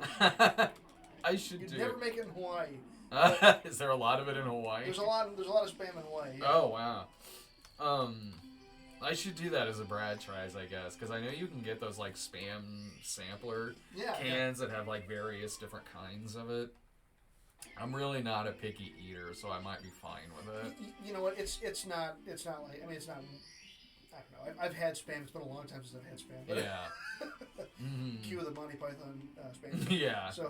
Yeah, there's no restaurants like that around Springfield. There's not. So, all right. So, Mr. Together's account. Thank you for the contribution. Have you seen any of Paul Naschy? Is it Naschy movies? Oh. Is that how you say it? Paul Naschy. Yeah. Yeah. But God damn it, which ones have I seen? I thought I did an episode on one, but I might be. Maybe that's just somebody that I just mainly know the name more so than movies he's done. I can find someone where I can get. No, I guess not. I was seeing if I can get the Turtle Show on this. Whoa. Paul Naschy.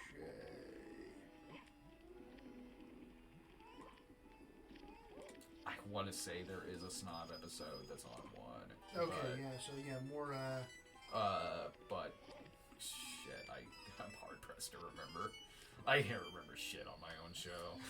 I follow like the Tumblr account that's like Cinema Snob quote of the day, and I never know what episode it's from, unless the quote is like wildly specific of what I'm talking about. I'm like, your guess is as good as mine. This is near 500 of these episodes. I have no idea what jokes are used in what. That's why some jokes get repeated. Right. Yeah. Hey, wait a second. The joke in episode 244 is exactly the same joke as 117. Some people are quick to point that out. Like when I did one of the Elm Street reviews, I said the safety word is bitch when it was in his boiler room, and apparently I used that before in one of the Elm Street reviews, so it wasn't even a callback. It was just me not realizing I used the same joke before.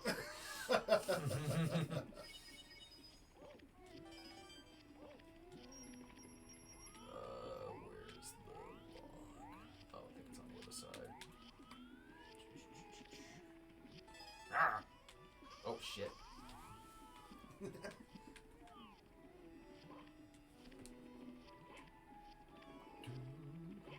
There's some movie there's some other movie that's out this weekend that's called Donnybrook. I know, yeah, right. That was my reaction. Yeah, no, I had no idea. And I'm like, do I see it? I've never gotten a trailer for this. Jamie Bell is in it, and Really? I forget who else. And it's only got like mediocre reviews, like not great reviews, but not like bad. If it was one way or the other, I would probably be like, okay, but it seems like it's probably just wildly mediocre. Like, I don't know who's gonna watch us talk about that. Yeah, two men prepare to compete in a legendary bare knuckle fight where the winner gets $100,000. Sounds like my cup of tea. Jamie Bell, Frank Grillo's in it. I do like Frank Grillo. Sure, yeah. Maybe like we could do like one of the Patreon requested midnight screenings this week to have something up for when I'm gonna be at the convention. I'm gonna be at Wizard World Portland this coming weekend, the 22nd through the 24th. Based on a novel, what it says. Donnie Brown. I do not ever remember getting a trailer for that. That came out of nowhere. I don't think I did either. Yeah. So. All right. So that exists. Yeah. Sometimes, like, that'll happen every now and then. Something will come out where it'll be like, I never got a fucking trailer for that. Like, I expect that with the religious movies. Sure, right, yeah. But, like, I never got a single trailer for Bad Samaritan when that came out. I had never heard of it before. Bad Samaritan was Dean Devlin's. It was, and we actually really liked it. It was fun, and we didn't know it was Dean Devlin until the ending credits. We were like, really? Yeah. All right. No, yeah. See, I used to work for Dean Devlin. Yeah. And so I follow him. I'm friends with him on Facebook and stuff. So I mean, I was aware. Of everything, because Electric Entertainment was the company that produced it. So I used to work for Electric Entertainment. So I'm still friends with a lot of those people there. So they were all talking about it. So I knew a lot about that movie. And I know that it was reviewed really well. It did, I think, pretty well, like film festivals and stuff too. I think, yeah. But I also know that it was very much an independent release. Yeah. So it's hard. It's like there's a lot of movies that are kind of like that, where it's got good credentials, it's got good actors, it's well reviewed. It had David Tennant, he was a lot of fun in it. Yeah, so it was a nice surprise. Like, I mean, it was flawed certainly, but like, it was really entertaining. And then like, it was especially a surprise because usually when it's a case like that, the movie turns out to not be very good. Right. But this was a pretty good surprise. Like, Irving and I had to go see this thing called Valley of Bones, which, again, we'd never fucking heard of. It just came out of nowhere. I have no idea how it even came to Springfield, because it got, like, a way limited release, and just, for whatever reason, was in Springfield. And it was pretty bad. It was something about, I don't even remember, something about meth heads and fighting over dinosaur bones. It was lame. Yeah. Irving and I were like, what is this? Where did this come from? Why are we here?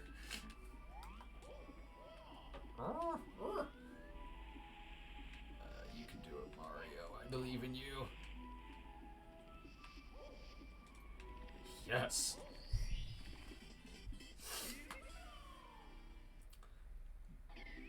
Sweet. Only 2 more left in here. I gotta get 100 coins, and I gotta do the elevator thing in the volcano. I gotta keep my eye out on, let's see, is this where I get if this is where I get the turtle shell, I can try to do the 100 coin one right now. Yes. Nice. Science!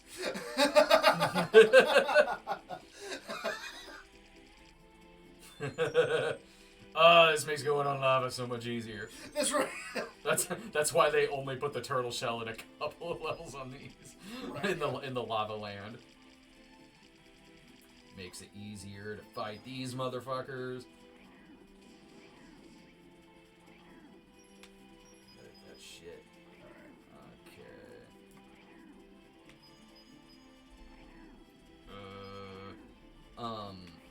Yeah, so the things that come out this weekend, I'm gonna miss until I get back from the convention. What are they? What's coming out this weekend? I can't even remember. I hope one of them's How to Train Your Dragon 3 because I've already seen that. I'm pretty sure that is one of the ones coming out this week. Yeah, that's good news because I've already seen that, so that works out. Let's see when it's all coming out this one week. Well, I mean, Alita Battle Angel. I mean next week, like Thursday. Oh, right. So.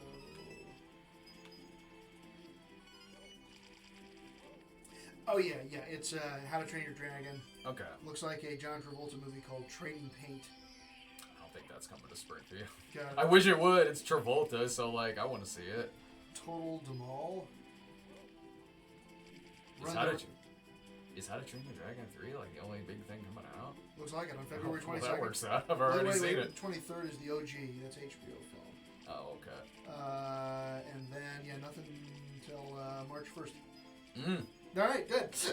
Perfect. My job here is done. I'll see you later, folks. Thanks for watching. No more movie reviews. No more for this week. Okay,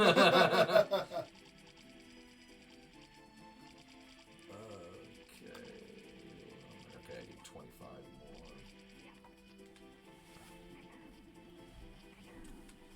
I don't think there's 25 in the volcano. Yeah, that shall last forever. Yeah. That's gonna be worth the 2 coins I'm gonna get out of this.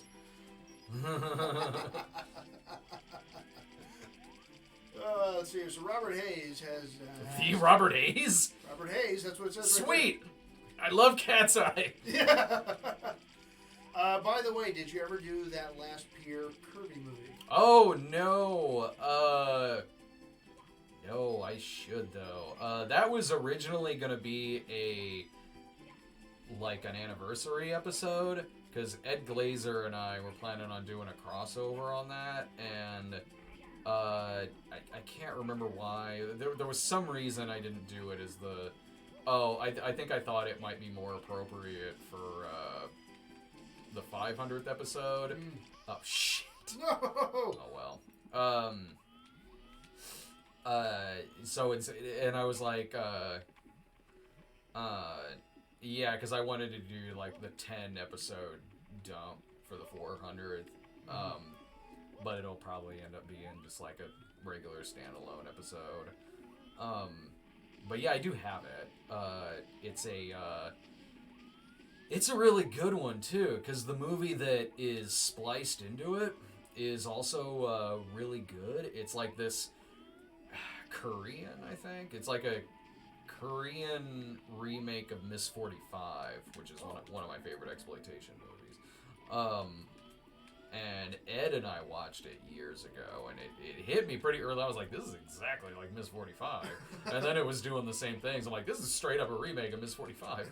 And it's got scenes in it where, because in those Godfrey Ho cut and paste movies, there's always a part where a character is edited to look like they're talking to the person from the other movie. Right. And in this movie's case, since it's a remake of Miss 45, the girl in it is mute, so she's not saying anything. So they have Pierre Kirby talking to and reacting off of a character who's mute. And he's like, so, about this case I've been working on, and she's not saying anything. He's like, well, I guess you've said enough, haven't you? It's pretty funny. That is funny. Okay, there might be... Man, if there's not 10 coins... If there's not 9 coins in here, I'm gonna be pissed off.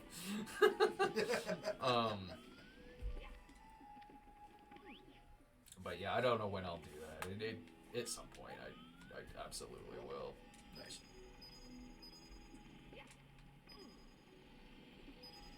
Please let there be 3 more coins. Thank God. There we go. I know you're trying to kill me.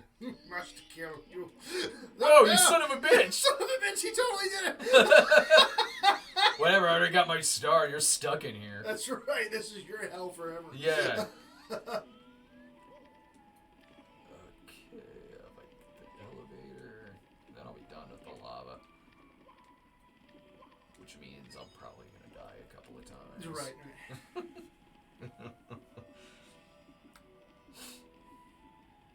Any other comments? Yeah, no other super chats. Well, damn. No one cares anymore. Right. They're waiting until we get to the rainbow levels. I understand, yeah. Oh. That humidifier is really helping. By the way, I was worried about this because, like I said at the beginning of this, I've been a little winded the past week. Right. So I'm like, shit, it's gonna take at least probably a few hours to get through the basement levels. I'm like, and I already feel like I'm out of breath. So my trainer, I have a personal trainer, and he suggested that I do not run into fire. It's amazing when personal trainers say that. My doctor said the same thing about acid. Don't drink stop drinking battery acid. Yeah. So he suggested I get a humidifier, and picked one up earlier, and gotta say, it's making this like dripping sound, which makes me be like, I don't know if I want to hear that when I'm trying to sleep. It's gonna make me want to pee every 5 minutes. I'm in my late 30s, so I already have that problem anyway, without the sound of dripping going off. Laura's like, you have to get up and pee a lot. And I'm like, just you wait. So, Woodmancer, thank you so much for the donation. Are you looking forward to the Medea family funeral movie? Hell yeah. For business reasons, absolutely. That's probably why Brian retired. He knew he was going to have to see more of those. Yeah. No, yeah. Apparently, this is supposed to be the last of the Medea movies. Which is like good and not. I mean, good in the sense that those are all terrible. Bad in the sense that those are our most popular midnight screenings reviews. Like, damn it! It's like finding out they're not doing any more God's Not Dead movies. I'm like, well, business reasons. That's terrible news for us. Right, exactly. Yeah. So I mean, yeah. For the sake of the review and doing a video on it, I'm really looking forward to the saying next. The mind's been tapped, Yeah. I think Tyler Perry's exact words were like, "It's time to kill the old bitch. I don't want to be playing her forever."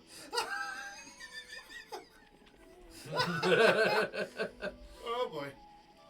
Oh, Tyler Perry. Now, if he were to play Alex Cross as Medea. Well, there you go. That's some Inception level shit right there. Yeah. Or Medea as Alex Cross. Yeah. Sign me up for that. Do 10 of those. I think that's it. Alright, cool. Sand. Alright, sand. Moving on to sand. Oh, Big Bird's in this. Got nothing to say. Man, it was like when we were doing that fucking, those commentary tracks for the Nazi exploitation episodes, where it just hits a point in, like, episode 3 or shit. Yeah, there's so much. Where it's like, I got nothing to say. I got nothing to say about these Nazi movies.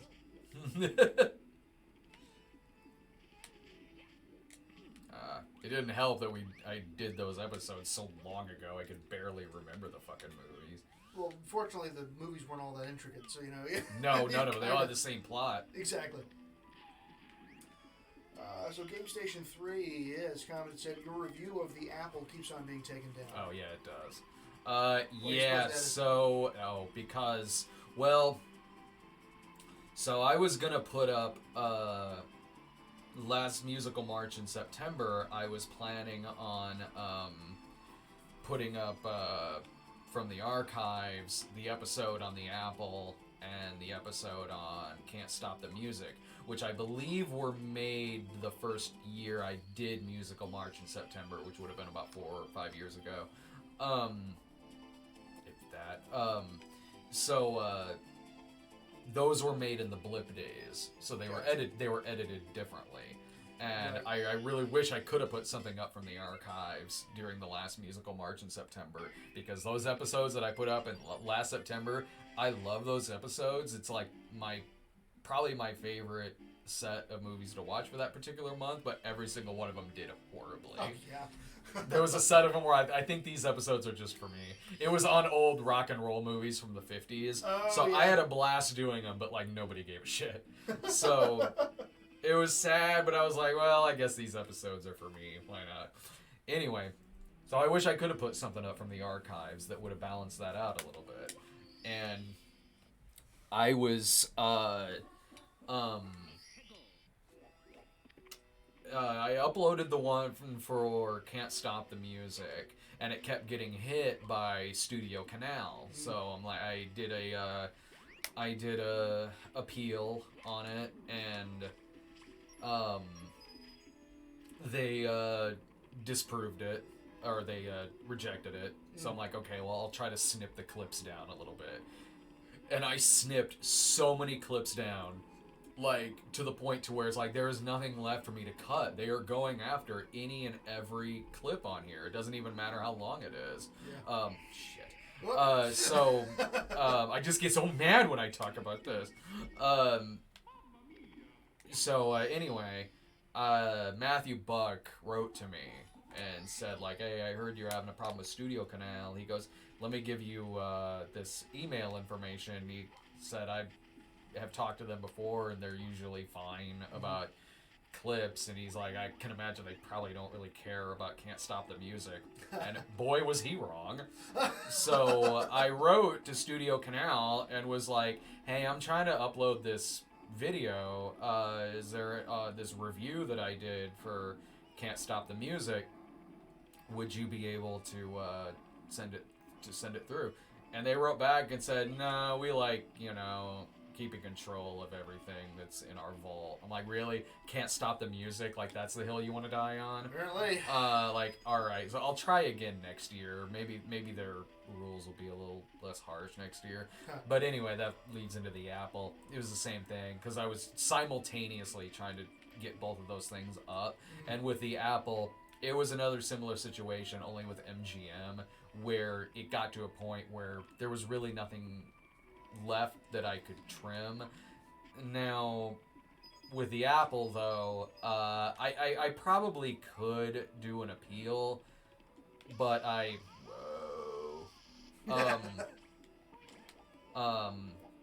but it got to where if the appeal went through and was accepted, it wouldn't have been September anymore. So I'm like, you know what? I'll hang on to it until next September and have that be an archived episode for whatever I do this musical March. Probably like the Jazz Singer with Neil Diamond, and I don't know what else. I'll think something like maybe Paint Your Wagon. I'm not sure. But something safer than those rock movies I did last year. Maybe I could do some Elvis movies. Like, I don't know. That might run into... I would love to do a bunch of episodes on Elvis movies, but I'm afraid now it would run into the same problem with Rock Around the Clock and Wild Guitar and Shake, Rattle, and Rock and the ones I did last year, where it'd be like I would be the only one watching these. Yeah. It is unfortunate because you're like, those are fun, but I know you can't. You do have to make some money. I know, yeah. Right. Inside the ancient pyramid. All right. Let's see here. Okay, so let's see here. Neko Green Dragon says bushwhacked. Bushwhacked fever. So okay, that's I did an episode on the Daniel Stern movie Bushwhacked. It's actually one of my favorite episodes, just so I could have this ongoing joke. There was a stupid TV trailer for that movie where it was talking to people on the street who probably didn't even know they were talking about a movie, where it looked like they were maybe at Disney World or some pier or something like that, and they're just looking at the camera going, Bushwhacked fever! And, like, saying things that are in, like, reference to nothing. It'll be like, that's the wackiest thing I ever heard. To nothing. And, gentlemen, start your whacking. And, it was a lot of that. And it would show something dumb from the movie, and then the title card would come down and just go, bushwhacked. So that was my main reason for even wanting to do that episode. So whenever there would be like a really dumb joke in that movie, I could just pause and just go like, bushwhacked, after like a particularly bad joke that just would land with a thud. It since became like a recurring joke on the show. Yeah. I haven't used it in a while, but like if I'm watching some bad comedy and something stupid happens, I would usually insert bushwhack. I do love that episode. Alright, so Jin Kazuki asked, did you ever see the Nicolas Cage movie called Mom and Dad? It's a horror movie. But Laura did. She really liked it a lot. There's a few recent Nick Cage movies that I gotta catch up on. I did see Mandy. Oh, you saw Mandy? Yeah, I saw Oh, Mandy. good. Yeah, I watched it on the train ride back from Virginia. And I liked it a lot. It didn't make my like top 20, but I did like it. Mm-hmm. If the first half was a little tighter, yes, it probably would have made my top 20. Yeah, I totally agree. Totally agree. But I did enjoy it. I haven't seen Mom and Dad. I really want to. Laura liked it a lot. Laura's also a huge Nick Cage fan. Yeah. No, that was a fun one. You saw Mom and Dad? No, not Mom and Dad. I mean, I was thinking Mandy. Oh, Mandy, yeah. Yeah. Yeah, I did enjoy Mandy. In fact, I was watching it on a train was fun. Right. Nothing's gonna top when I had to watch 12 Years a Slave on a train. Oh man. At least when I was watching Mandy, we had a sleeper car. Yeah. So we had privacy and we had the computer up and we were watching it. With 12 Years a Slave, I was in coach. And it was it was the same situation where I had to catch up on like a lot of year-end movies. Yeah. And I had my headphones on, of course, when I was watching that. Sir. Yeah. So, I don't think anyone was sitting next to me when I was watching that. It's probably for the best. Yeah. It's a hard, it's a hard thing to explain. Mm-hmm. I mean, like, it's, It was a great movie. Great 12 movie, Years yeah. a Slave, yeah. But it's even better when you're watching it on an Amtrak. The computer tilted a little bit so only you can see it. Right, yeah.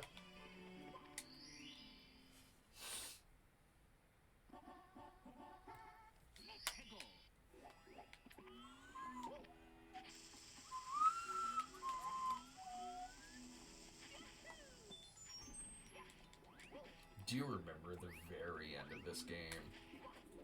Not like when you get 70 stars and you can beat Bowser and then you get the cake and everything. Uh-huh. So you, and I know I'll talk about it when we actually get to this point, but when you get all 120 stars, you only need 70 really to beat the game, but when, oh god damn it, when you get, all 120, they're like, there's a surprise waiting for you on top of the castle. You get up there, it's totally bullshit. What is that? I don't think I've ever... Yoshi. Yoshi's up there. Oh. And he does fucking nothing. I'm like, Yoshi's here. I can maybe go through some of these levels again as Yoshi. No. He leaves and leaves you with 100 extra lives. Like, what the fuck do I need that for? I don't even need 100 extra lives if I'm still playing. First of all, I've already got all the stars. What do I need 100 extra lives for? Also, even if I didn't have all the stars, what do I need that for anyway in a game with infinite continues? Yeah. I know I'll get into that more when we actually get to that point in a few weeks. Adrian Fornicom? Oh yeah, he's one of our regulars. Nice. Some Herschel Gordon Lewis movies. Or Nudie Score? What about some Herschel Gordon Lewis movies for the show? There's a few episodes. I did an episode on what the hell? I stood on all four. I did an episode on Blood Feast, Black is Beautiful, Santa and Mother Goose, I swear there's...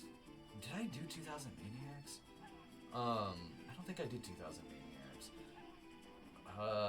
No, I could... Yeah, I would love to do more Herschel Gordon Lewis movies. Shit. The only reason is... sometimes with those more graphic movies, it's... Oops. It's...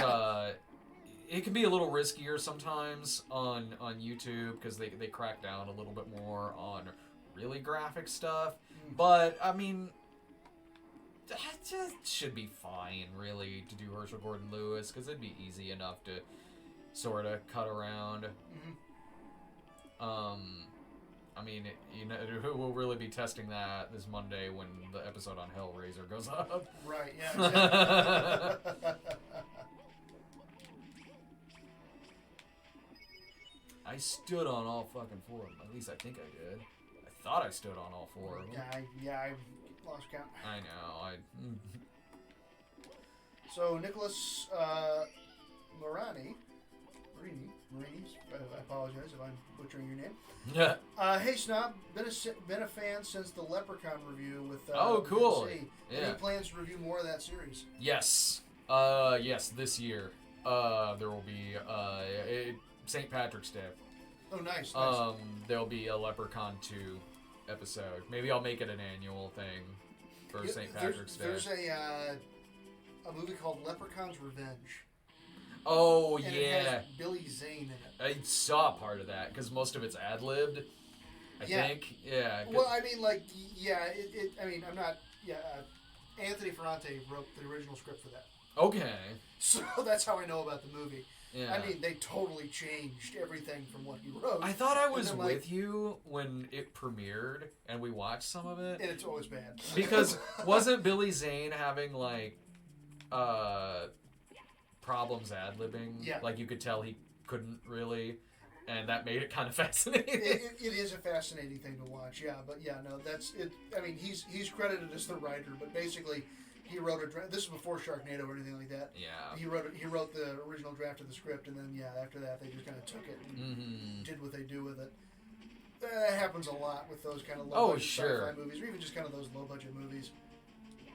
Yeah, I mean, you've even talked about. Wasn't Sharknado drastically different than like Thunder Levin's script, or was it another one of his movies? Yeah, I mean, it started out really different. I mean, that was one where, as Anthony is the director, he was able to, make a lot of the changes himself as the writer. Oh, so he was able to write a lot of the scenes. Yeah. So based on the original concept and original draft, he did add a lot to it. So. I think that happens a lot. It totally does. It totally does. And with a director like him.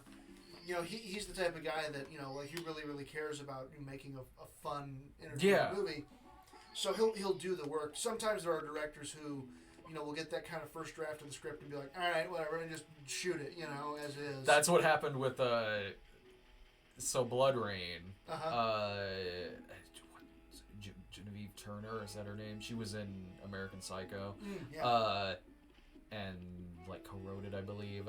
But she wrote Blood Rain that Uwe Ball ended up directing, and he directed her first draft, and she didn't know that was gonna happen. Oh my God. She's interviewed about it, I believe, and she talks about it and says yeah, man, he wrote our my first draft. I was like, no, don't do that, please, please, you do realize that's the first draft, right? That's funny. Yeah.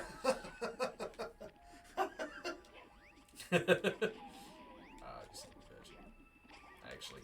Well, see, in a lot of cases, in those low-budget sci-fi films, they're written. And they have several drafts, and they go through there. But because of how shooting low-budget movies are, things change, or you get a location that's different from what you were expecting when you were writing it. Oh hell, even on our movies. Of course, yeah, happens. exactly.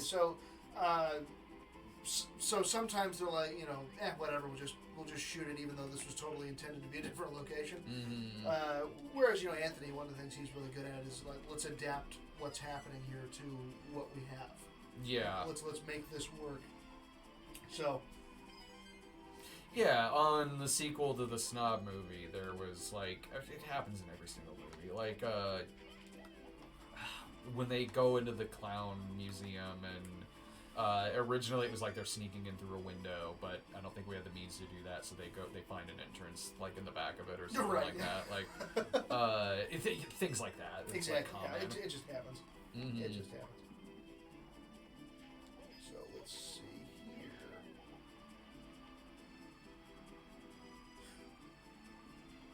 Adrian Fortiercom again said was talking Herschel Gordon Lewis Goldilocks and the Three Bears is a strange movie promoting nudity. His kids' movies are crazy. Never saw a review about it. Do you know it? The Goldilocks and the Three Bears. That Herschel Gordon Lewis did? I mean, I've not seen that, but it doesn't surprise me that he has a Goldilocks and the Three Bears movie. Yeah, hell yeah, I would do that. Like, I've done episodes on Herschel Gordon Lewis movies where I didn't even realize he made it until after I picked it as an episode. Like, God damn it! Like, Black is Beautiful. Like, I think I picked that just based on the synopsis alone, and then saw, like, oh, it's Herschel Gordon Lewis. Same thing with the Santa Mother Goose. Oh, like, right. I picked that because it looked like it would go along with, like, the type of movie is like Miss Velma and the Santa's Christmas elf named Calvin, but I was like, oh, it's Herschel Gordon Lewis. Like, oh perfect, this will be great. Obviously something like Blood Feast, I knew that was him. I own those movies, like that, and like Gruesome Twosome, and his Color Me Blood Red and his gore films. I was like Herschel Gordon Lewis. Yeah.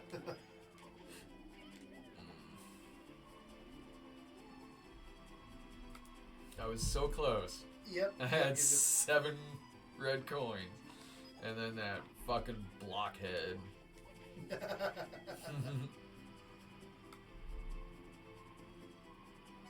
was really lucky, too, that I didn't die when the red cap gave out over the quicksand.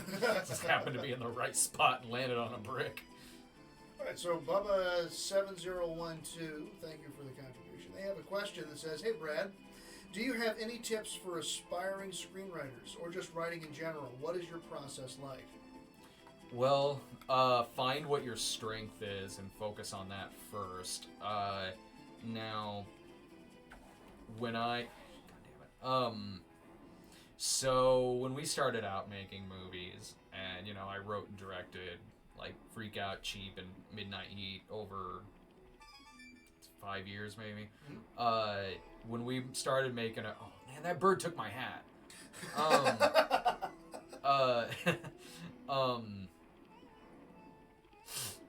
It's all about if it's something that you're actually wanting to make yourself. It's all about knowing that you have the means to make it. Like, yeah, like I wanted to make exploitation films, so I knew I could make something like Freak Out and Cheap. Like, I knew I had the means to make those movies, and I could do it on the micro budget that I had, and, you know, certainly do the best I could with them. But, I mean, keep in mind, like, I wasn't doing that because I felt I had to do a movie like that. Those are just the type of movies I want to make. That's a reason why I still do direct movies like that, like Disco. Like, I still like doing little micro-budget movies like that. So, as far as the writing process goes, it's certainly about finding what your strength is. Mine is dialogue. That's my favorite thing to write. All the movies that I have written, whether it's a micro-budgeted thing like Disco or Hooker with a Heart of Gold, or something bigger like another Cinema Snob movie or Jesus Bro. They're all very dialogue-heavy movies. Even regardless of the genre, like Game Boys is a comedy, Cheap is a thriller. Both very, very dialogue heavy. So when I'm taking my notes, I have all the scenes outlined and I write out the dialogue first. No names attached to it because I know that in my head. And I write the dialogue out first, and then I go and I adapt that into a movie script version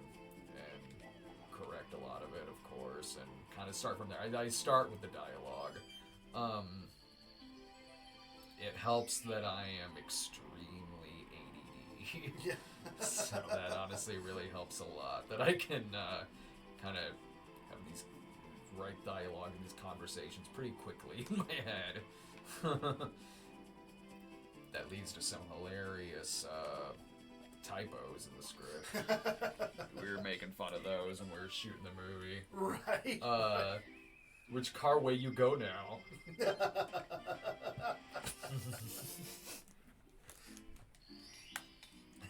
I know you don't have your hat. I'm going back to get it.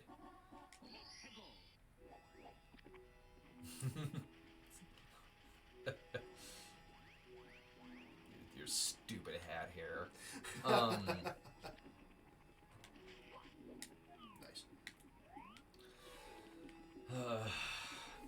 That bird's got it. Yeah, I see him over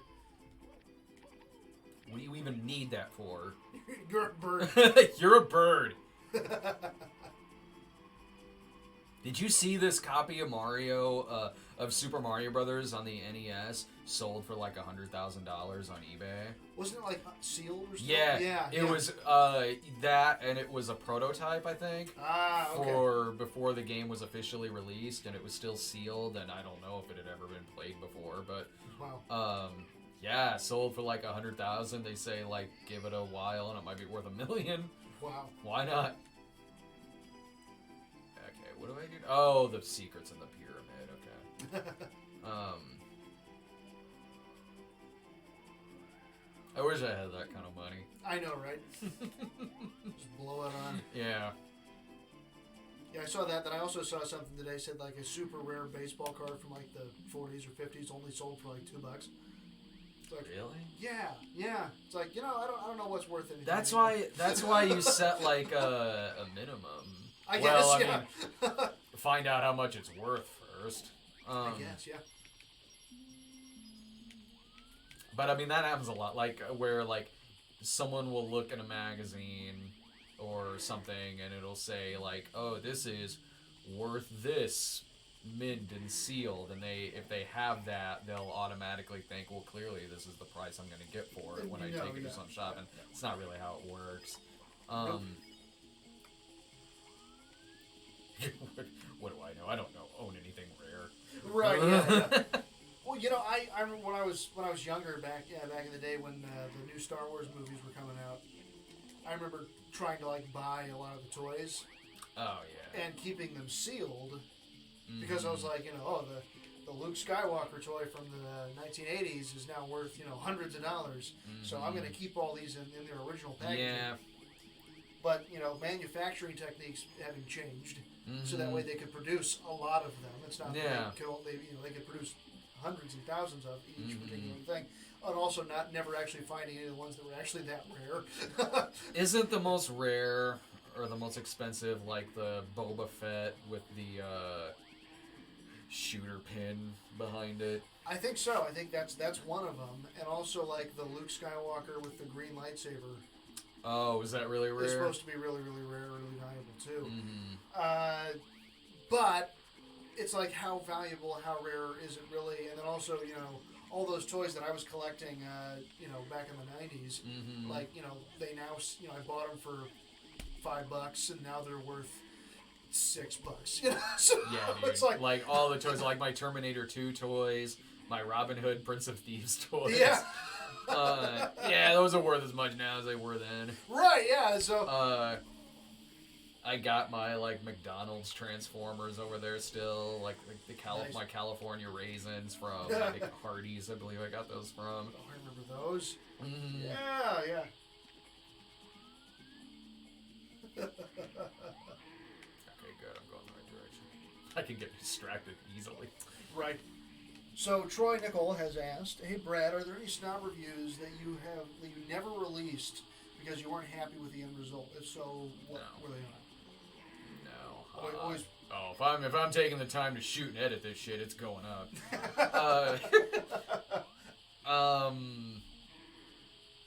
No, there was one that was within the first like 6 or 7 episodes. There was one that I wrote and didn't film because I had forgotten that it was a Mystery Science Theater episode. It was on Track of the Moon Beast. Yeah. And now I would have done it anyway. But at the time, I had stricter rules. It also didn't take as long to write these back then because they were written as much shorter videos because there was a time limit on YouTube. And I was still pretty new at it too. So I wrote that because I had that in like one of those public domain box sets. And I happened to watch it that night and wrote like an episode on it. And again, didn't film it because I was like, oh right, I forgot that was a Mystery Science Theater. It was a Mystery Science Theater that obviously I hadn't seen yet at that point. Other than that though, no, there hasn't been one that's been filmed and then not released. There's been ones where I've maybe cut out like a joke or two because I'd be like, this was funny in the moment, but I don't know if I want to deal with the headache. That's happened like a handful of times. Not very often, because a lot of people realize there's a lot of really blue humor on our show. We can get away with saying the types of jokes that some other shows can't, really, because of the types of movies we deal with.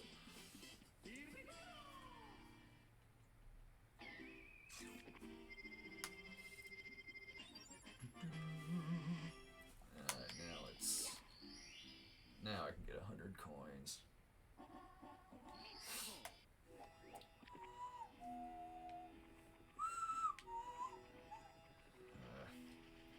Alright, Myrtle Shamble has contributed, thank you. And then, hi Brad, I love your content.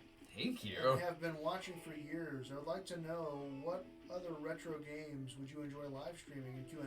Oh, we're talking about doing GoldenEye after we finish Mario 64. Yeah. And other than that, let's see, off the top of my head, yeah, World is Not Enough would be fun. Rush 2 would be a fun one. I'm kind of thinking 64 games right now. Yeah, Rush 2 would be good. Gino and I did one that's archived. It's not public. We did a big game stream when we were promoting the movie, or when we were promoting the Indiegogo for the movie. Yeah. And we played all through Mario 3 without any warps.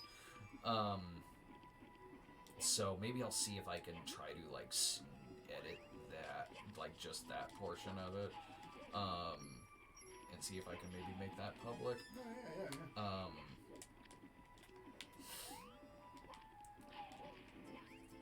But yeah, no, this is something I'd like to do a lot more of because it's fun to just kind of have a more like kind of laid back, kickback thing where we're engaging with fans, we're just shooting the shit, dying in quicksand. You know, like you do. Yeah. Yeah, it is. It's fun to just kind of hang out and talk to you guys and just. YouTube likes it when we promote the super chat. Yeah. Try this shit again. I landed right on that bomb. These bombs aren't bullies and pushing you in the lava, Yeah. Did you have a favorite Mario game? Let's see here, because we had Nintendo, and we had Super Nintendo. I think Super Mario Brothers is one I played. Super Mario World? Super Mario World. On Super Nintendo? Super Nintendo, yeah. Yeah. That's one I played an enormous amount. I still do. Like, I played that game so much Yeah. when I was little. Yeah, I still, I still do, That was a game play where that one a lot. my brothers got that game on Christmas Day. Yeah. And then plugged it in, and then they beat it the same day. Really? Yeah. Mario World? Yeah. Nice. I mean, I don't think they did, like, 100% completion. Oh, But, yeah, like, yeah. They beat Bowser and won. Yeah, because there is a lot of extra stuff in, Totally, in Mario World. Did I get you yet? Yeah, Mario 3 I go back to a lot. That one I played a fuck ton of when I was good. Any Mario game really, like because I got the NES when it first came out here in the States, Yeah. and I still remember to this day freaking out the first time I beat it. Super Mario Brothers. Yeah. The first one. I saved the princess. It's like 1987. Right.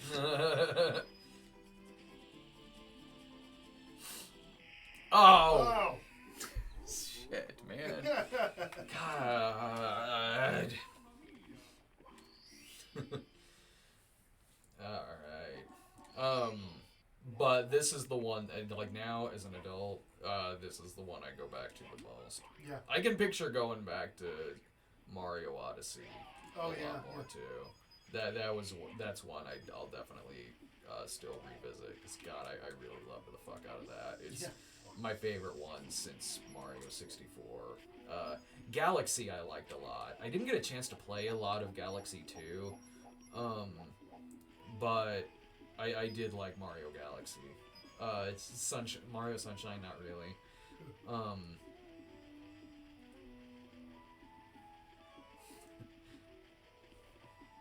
So you're more cautious the last couple times. That one you just went for.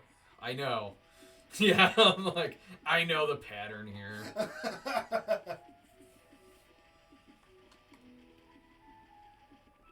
Where's the shy guy so I can throw this at him again? I love playing Mario All-Stars on Super Nintendo. Yeah. Where it's like the redone Mario 1 through 3 and the Lost Levels. So I do love Mario too. Super Mario Brothers 2. Lost Levels is one where it was like the Japanese Mario 2. And it's fucking hard. That was one that I beat, and when I beat it, I was like, great, I beat it. Now I never have to do that again. I love watching the Game Grumps episodes on the Mario Maker, where it's just these insanely fucking hard levels that people have made. Yeah, I've seen some of those online. Hilarious. It's impressive, the level of just evil. I couldn't do it, man. No, I wouldn't either. I'd be like, nope, I got better ways to spend my time. I could. Come here.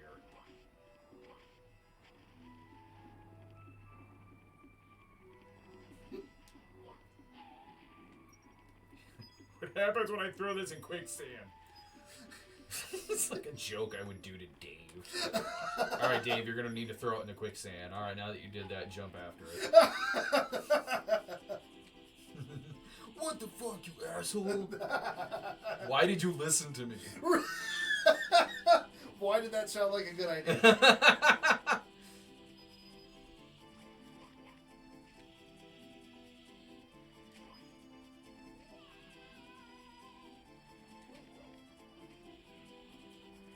All right, so Game Station 3 has asked, and I think we've had this question before. I'm not sure, but will you review Santa and the Ice Cream Bunny? Oh. I'll let you think that one. I don't know, because it's been well covered multiple times on Riff Tracks. It'd be like doing Manos at this point. Well, I'm like, I don't know what I could really bring to the table on that. That's every year I like finding something that is like akin to that kind of Christmas movie. Like, this was one of the contenders to be like the winning comment, where the dude said his favorite type of episode was the Miss Velma Extended Universe, or the Miss Velma Cinematic Universe. I like finding a movie like that every year around Christmas, where it's just like total Christmas kids movie nightmare fuel. Like, of course, Santa and the Ice Cream Bunny, The Magic Christmas Tree, Miss Velma, of course, Santa's Christmas Elf named Calvin, Santa Visits the Land of Mother Goose. Yeah, I love doing those kind of episodes. Those actually might be my favorite kind of episodes, are those lost kids movies that look like they're shot on the same camera that shot a snuff film. But Santa and the Ice Cream Bunny, it's just been so well covered that I doubt I really doubt I'd end up doing an episode on that. But I could change my mind. Who knows? Like, we put up a bunch of Christmas stuff and it bombs. And then I'll be like, well, alright, maybe we should do Santa and the Ice Cream Bunny. That'll probably do well. Right.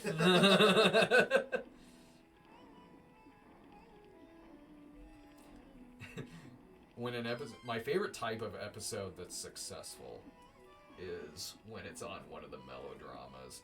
I love that so many people have watched the episodes on Windy City and Independence Day '83.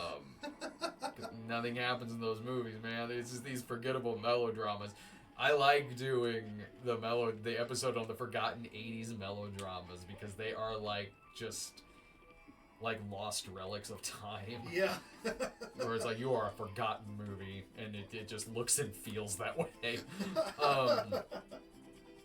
And I love that those episodes did well. I mean, those episodes, that genre of episode wouldn't exactly be like a safe genre necessarily. Sure, yeah. Just start doing melodramas, but those episodes did have build up. Yeah, like, yeah. where like we did those polls, and Windy City was like a option on like several polls, and then it finally won, so it had a lot of build up for that episode. Independence Day '83 was also a poll episode, and it was funny because it was one I just put it as a joke. It was the first time we did a poll episode, and it was one where like I didn't think would win. I just put it in there as a filler, and then it did. And I got a lot of material over the fact that it won. Like, why? How? How did this shit win?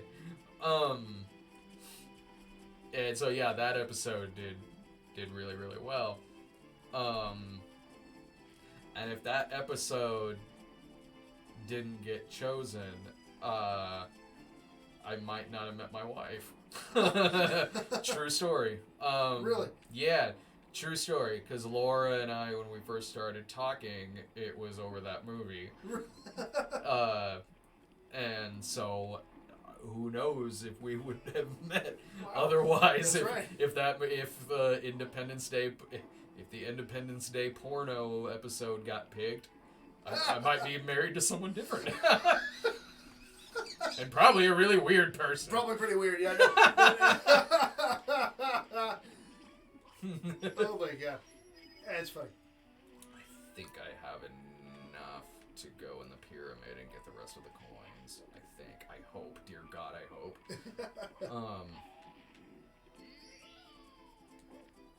Alright, so Andrew Klang has asked, would you do an episode on Winter's Tale?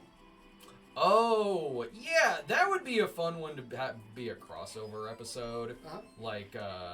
Like maybe me and Doug. That would be a good, like, holiday episode. Mm-hmm. I know we also talked about doing Collateral Beauty as well. So, yeah, those would be fun crossover episodes. No, I totally would, because there's a lot of material in both of those movies.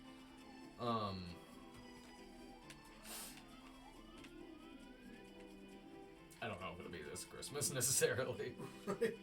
We are planning a crossover for around when the movie comes out, when the sequel to the Snob movie comes out. Yeah, yeah. Lots of fun promotion. Yeah. Okay, and the red, not red coins, the blue coins are over here, I believe.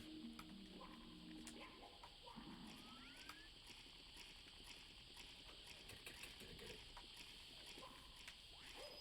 it. Oh, thank God. Okay. There better be fucking 20 coins in here.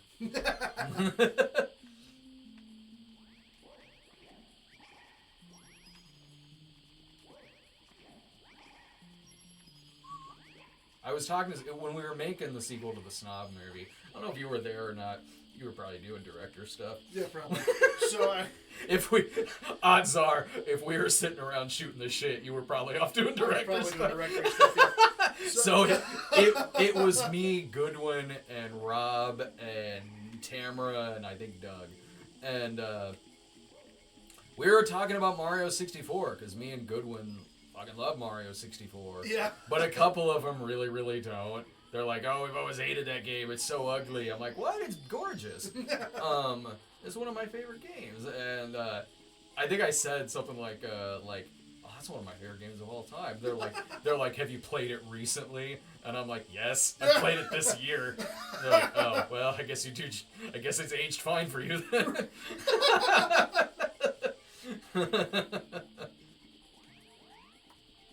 I think that might have been one of the crew members who was saying that, if I remember right. Some of the crew members are pretty young, so they're probably like, oh, look at this old game, look how crappy it's like. Hey, you weren't there, man. You weren't there when we were. Holds up. This holds up so much more than so many other games of this time did. Yeah. Like, so much more than like a lot of like PS1 or even PS2 games I play. Yeah. Like, this isn't choppy, it's smooth, like, it's still like, even if I hadn't played this, let's say I hadn't played this in like 20 years, I would still be able to pick up a controller and have no problem with this game. Right. I might not know where everything is necessarily. I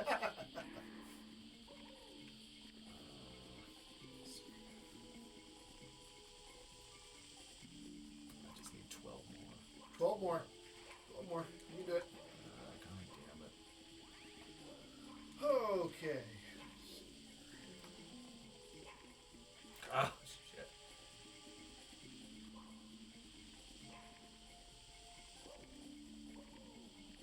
I think this video is longer than the first floor episode. Than the first floor, though. Yeah. When I played through the first floor, it was 2 hours. No, we're at 2.5 hours now. We're at 2.5 hours now? Yeah. That's about what I predicted. So, okay, we were originally going to do this last week. It actually worked out that we didn't because I was really having some breathing issues. Yeah. And you came over and said something like, okay, I got an hour. And I'm like, that's going to take me way longer. I appreciate you have this much confidence in me. Well, you said you play this game all the time. I just figured, I don't know if I can speed run it. I thought that's what this was. Yeah. No, it worked out because that gave us a chance to do the bundle video. Yeah, exactly. Alright, I know there's 4 coins up here.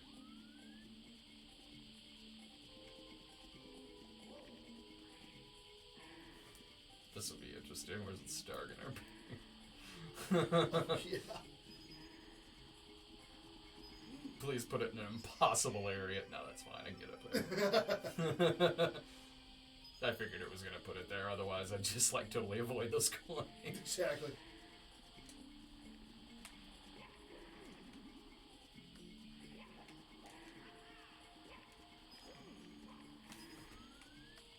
Okay, maybe I have to go to the other side. I can't get up there, though. I can get up there. Probably just have to do the other side. This is something that I've had to crawl up there before.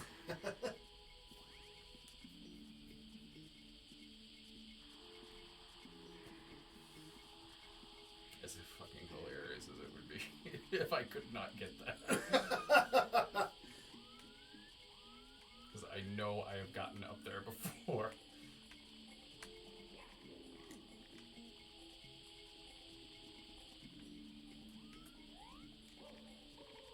Alright, so here's a good one for you. Mm-hmm. So, Blake Fukowski, I think is maybe what it says here. Mm-hmm. Hey, Brad, love your work. Always thrilled when an old episode is resurrected. Yeah. Any episodes you think will never get resurrected? Oh, yeah. Yeah. You talking about, like, archived episodes to go onto YouTube? I think that's when old episodes get resurrected, yeah. Yeah, plenty. For a couple different reasons. One, a few. One, if it's too graphic, because editing an episode for Blip TV is different than editing an episode for YouTube. So, there's, with raunchiness, the the porn episodes are a good example. Some stuff, like, I could show, like, a scene of sex, and as long as it was just black boxed over it, that would be fine on Blip. Whereas, even if it's black boxed and showing just, like, humping, even if, like, black box is over it in a porno, that you might, at the very least, get, like, age restricted, or there might be limited ads on it. So you have to edit porno episodes just differently now. So there's a lot of those old porno episodes that would be a little hard to go up on YouTube. And other stuff, too, that, like... Because, again, editing for Blip is different than editing for YouTube. So some clips would be longer.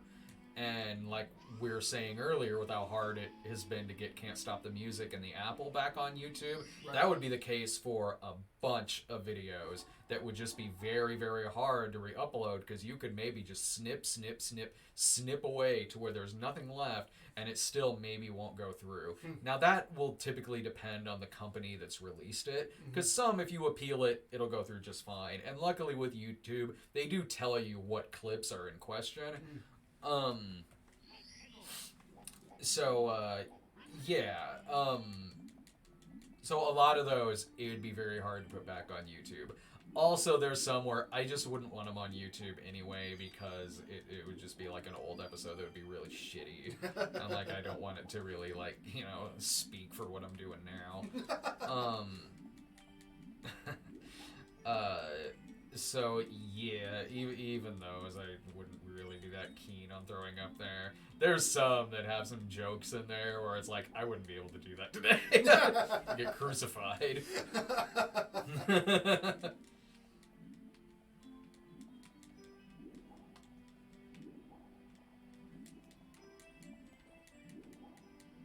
It's kind of just you just test it and see, like, what older episodes can get passed through. There's one company, I forget what it's called, it's like a exploration group or something like that is notorious for flagging public domain stuff. Yeah. Now, you can, of course you can appeal it, and the appeal will go through, but with this stupid company, that's why the Santa and Mother Goose episode was gone for 30 days.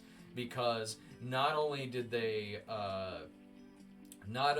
put a claim on it, which was invalid, and I appealed it, they make you wait the full 30 days for it to go away.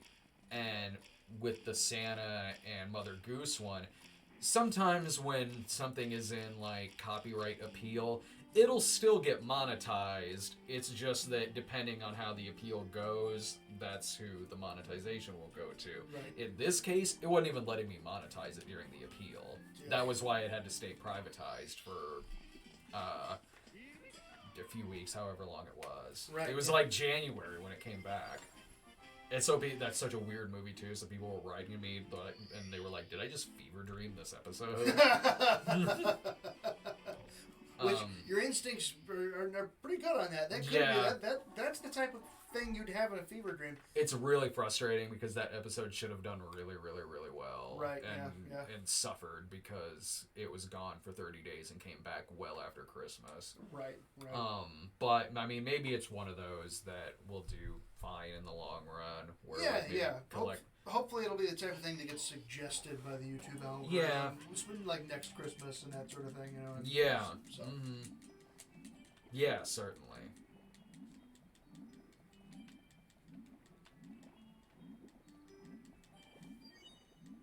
But I mean, if you want to see older episodes that are like not on our channel, there's like you could probably find them on other people's channels. Oh yeah. Over on YouTube.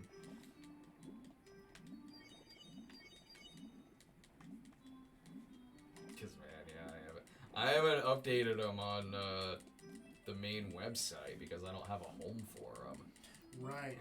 Once like VidMe went away and a couple others. Yeah. First of all, I wasn't keen to recode all that goddamn shit again after I did it 3 different times before. But oops. Yeah, so there's a lot of dead links over on the site. Yeah. Sorry. Sorry. Yeah, sorry.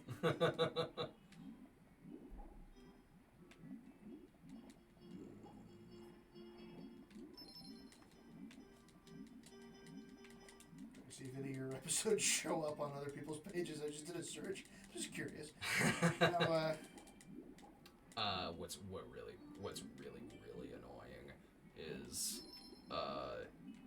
when so I have from the archives the Snob episode on Moment by Moment. Yeah. It's on the channel now, and it's like, an episode from the archives, and it's fine, but there's another like third-party channel that has that episode on there, and it's got like over 100,000 views. Oh, for God. I'm yeah. like, Jesus Christ. So that one would probably be the first one to show up if you typed in Moment by Moment, the Cinema Snob.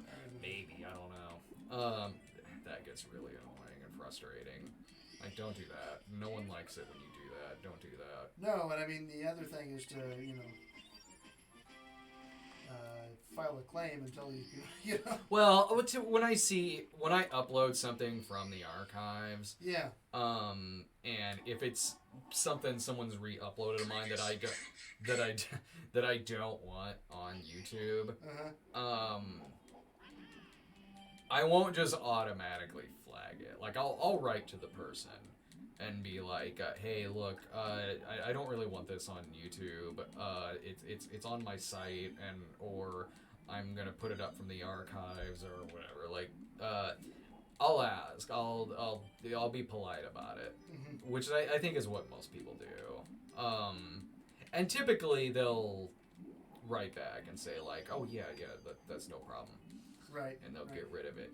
Once in a blue moon, you'll get that asshole that's like, well, I'm sure you're doing fine on revenue on your own, so I'm going to go ahead and keep it up. I'm like, okay, so hardball it is. You realize you're going to get a strike, right? You do know that, right? That's really rare when that happens. Right, yeah. I can't believe he did that. Right, yeah. I asked, dude. It's like, hey, so try that in your own, folks. Just go to somebody and just punch them in the face and take money out of their wallet. And when they say, "What the fuck are you doing?" He's like, "Hey, I think you're doing okay. You're doing fine. You're doing fine. You didn't need this." And see what happens. Right? It's, I don't understand, man. I punched him in his face and I took money out of his wallet. Now he's all pissed off. When it's a case like that, I'm sure it's just some kid. Of course. Like, someone who's like 13. Yeah, but still, it's like, this is what it is, dickweed. You're we like what we do, but we still do what we do for money, okay? It's still a job. It still has to happen for money. So, yeah. Ugh.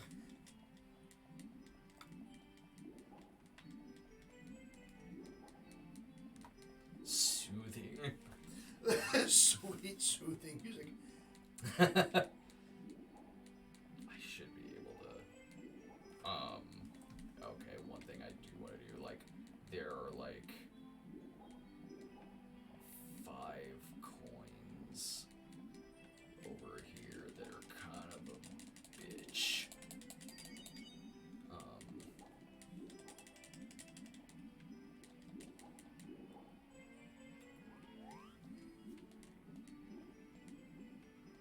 There was one time when... God. There you go. Okay, that wasn't as hard.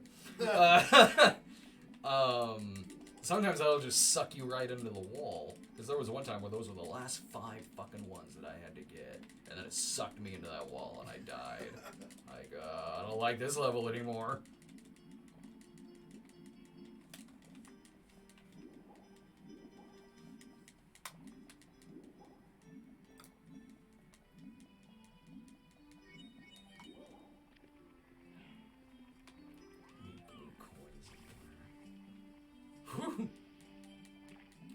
Oh, so cold. So cold. Oh, so cold.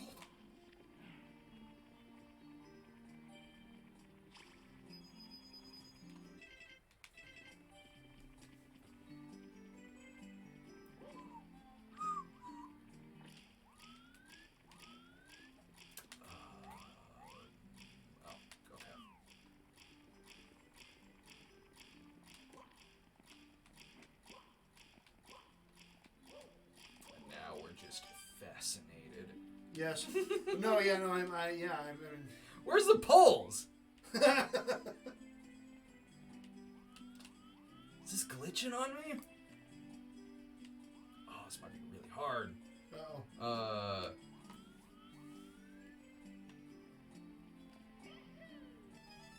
Got one. Yeah. So, Alright. This isn't supposed to happen. uh-oh.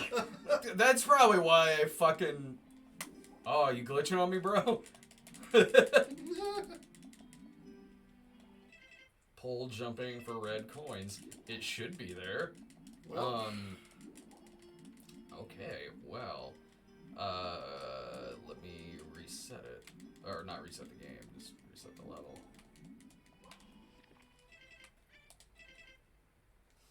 Interesting. Yeah. Well, if that's glitched out, I can still get the key from Bowser.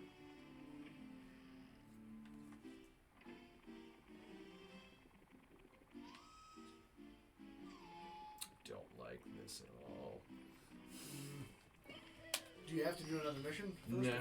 No. It should be. I thought it was weird that the submarine was still there. I was like, the submarine's usually gone, and usually there's like a black hole there that sucks me into it. Okay, pole jumping for red coins. Chest in the current, got that.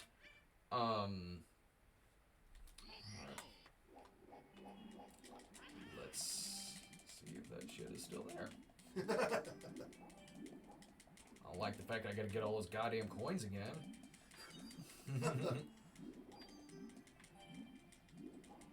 Oh, you'll see me get really annoyed when we get up to the second floor. With fucking Wet Dry World. Oh, yeah.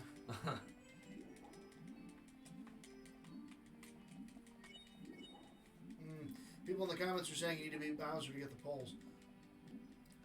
Really? Oh, I guess I usually... You know what? Okay. Alright, I got you. I typically don't do this before beating Bowser in the Bowser lava area. Yeah. Alright, that makes so much sense. Okay, I thought that was weird. I guess that tells you what order I play these levels in every time. Yeah. Every time I play this game. Alright. So we'll be beating Bowser a little bit early. Alright. No, I don't need you.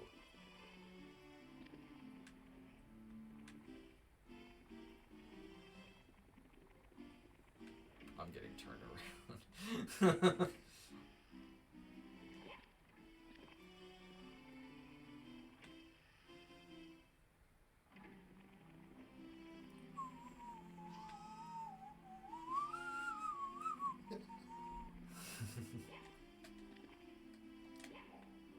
Always gotta enter with style. That's right.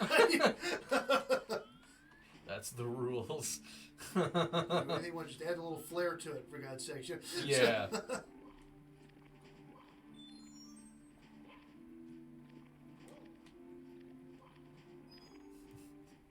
Yeah, that level we were just at with the water. That's one that I typically don't finish. Yeah. When I play through it, I'm like, oh.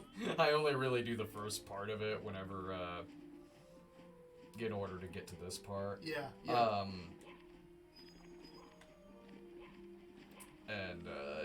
Yeah, it's not... When I go back and play this every year, because I really do go back and play this every year, but I don't always go for all 120 stars.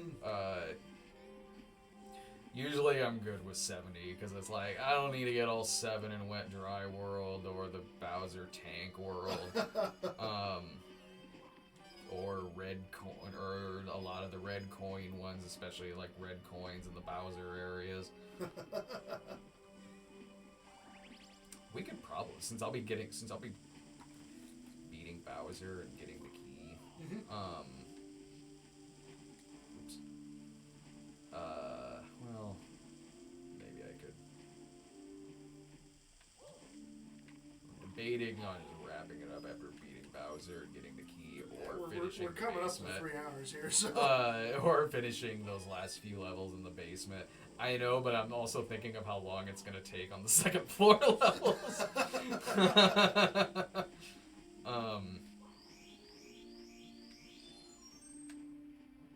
And it's not like the ones in the Bowser tank area are hard. Right.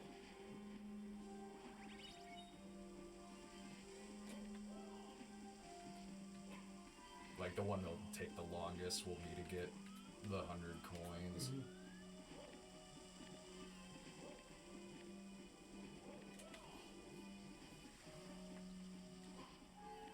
There are the 8 red coins in this shit. Oh shit, there's one down there. There's always one that I miss in these. Oh yeah, there it is. Yeah. Nice. Whoa! Get back down here, you son of a bitch!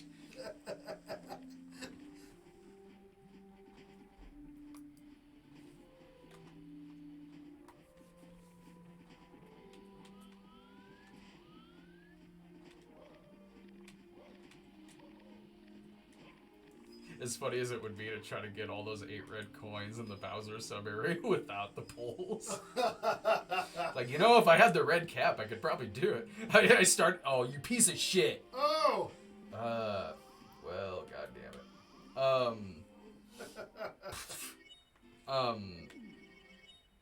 So I started looking around, like, when I was in there, I was like, okay, is the red cap anywhere? Right. I could probably get these...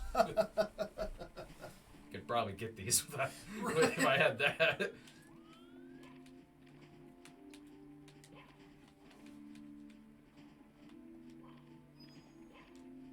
So thank you so much, everyone, for watching and Yeah, for hanging out with us today. hanging out with us and contributing to the super chat. It is fun just to do kickback episodes like this.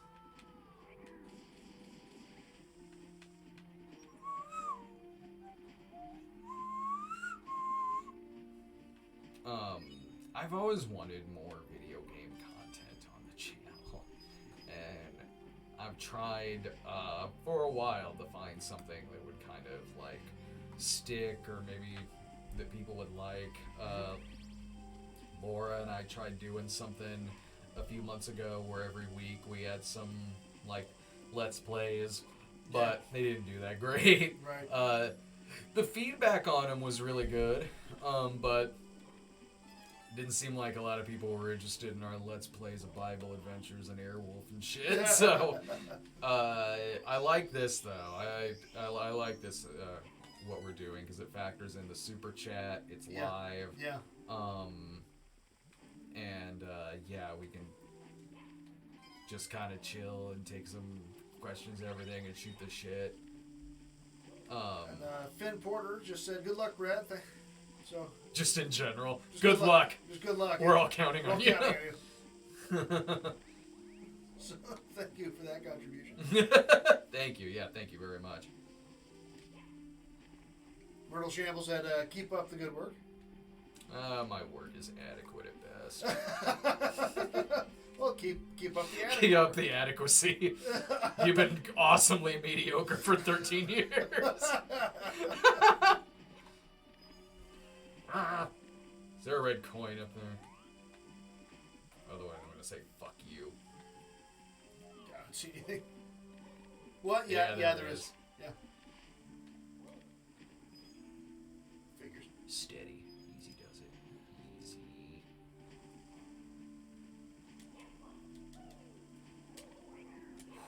Woo! I don't like him. Whoa! Can't go on this Lego floor, can you?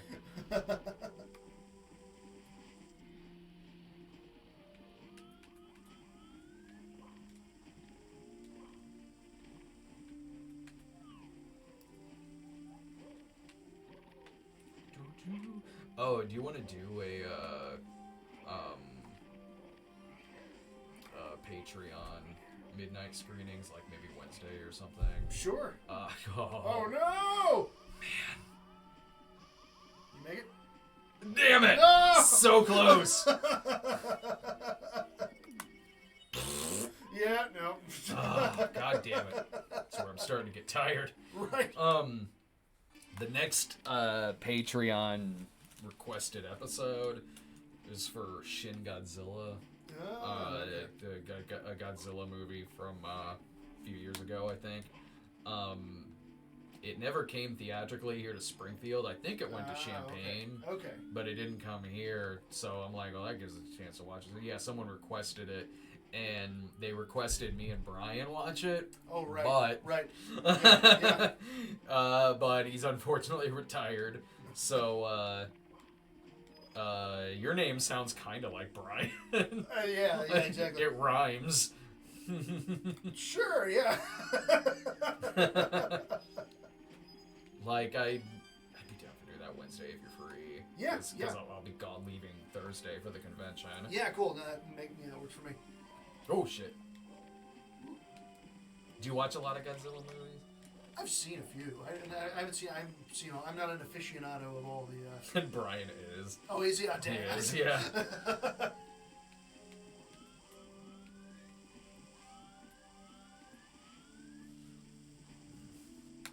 Yeah, I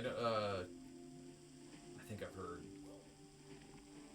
mediocre things about Shin Godzilla. I'm not sure. Are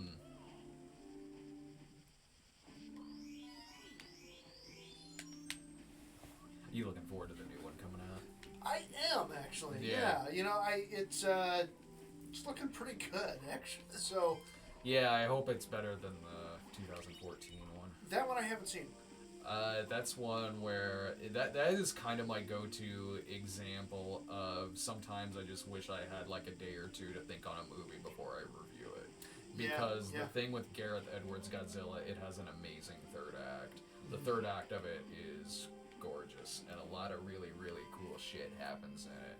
So in the review, we were riding that high from the third act of the film, which was pretty awesome. But you had to sit through a lot of bullshit before you got to that third act. Yeah. And I mean, I believe we said that in the review where we were like, you do gotta sit through a lot of shit before it gets to this. But if I had had a few days, I would have been able to collect my thoughts a little bit more on it before reviewing it. Yeah. You are right. There are times when I've thought back on movies after we've reviewed them and thought to myself, I was like, my opinion, having really gestated on it a little bit, there's like you start to think about problems that the movie really had. Yeah. And things, and what's funny about that is that goes to a long-standing theory I've had on just storytelling and filmmaking and going to see musicals and so forth. If you have a solid killer showstopper end, you forgive a whole bunch of the movie. You do. And you walk out feeling great. I mean, that's exactly what you're talking about. But then you give it a few days, and if those flaws are now all you're thinking about, exactly, that can kind of change how you overall maybe feel about something. Right. But I mean, I think people realize that goes with the territory of the kind of show we have, where we do have one of the few shows of current movie reviews that really is first impressions. Yeah. And I understand people not maybe liking that gimmick really, because sometimes it does mean a lot to really let something settle for a bit. Sure, and write some things down and plan. Yeah. But that's just kind of what the gimmick of that particular show is. Oh shit.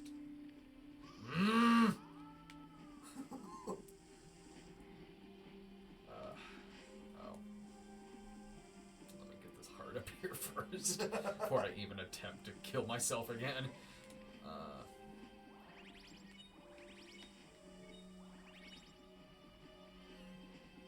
There are some midnight screenings where it has been a few days since I've seen something, and I am a lot more articulate in it. Right, yeah. Like, when Gino and I reviewed,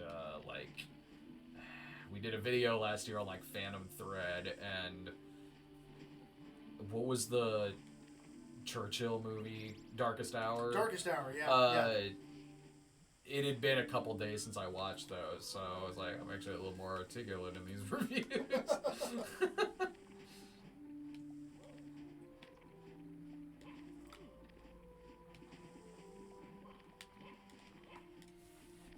Then there's cases like Last Jedi where it's like, I really feel like I need a couple of days. Yeah, exactly. That's a movie. I mean, I didn't do a review on it, but like Dave and I did. Watching it in the theater, I walked out going, I enjoyed that. Mm-hmm. And then like my continued thought is, there's still parts that I enjoy. Then it evolves down to, there's a couple things in it I like, but you know what? There's a hell of a lot of flaws in this movie. There were flaws about it that I simply forgot to talk about in our review of it because it was right after the movie. And I have more or less kind of the same opinion as I did then, which is that there is a lot of stuff I love about it, and there's a lot of stuff that's stupid. Yeah. And I mean, we mentioned that. There's some things I wish we did talk about in that review. Yeah. But it happens. Like, sure. It happens in a lot of stuff where we just kind of forget to talk about some shit. Right. Yeah. Yeah. Woo! Nice. You bet I'm gonna continue.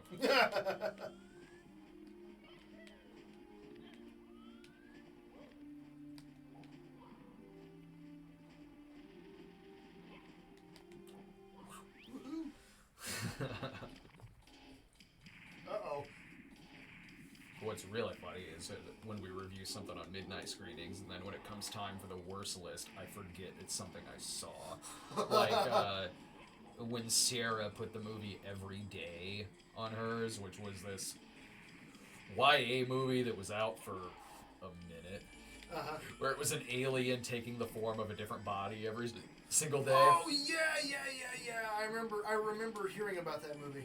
It's pretty bad. Like, I mean, I'm glad it was one of those cases where, like, shit, that should have been on mine. It wasn't a case like that. Like, it wouldn't have been on my worst list even if I remembered it, but it was bad. So Sarah brought it up, and when she said the title, I'm like, what the fuck was that? And then she started describing it, and it hit me, and this wave of flashbacks just went over me, like, oh my god! But you had you blocked out. I completely blacked that movie out. That was a case of something that I had never heard of it until it came to Springfield, because we did not get a fucking trailer for that.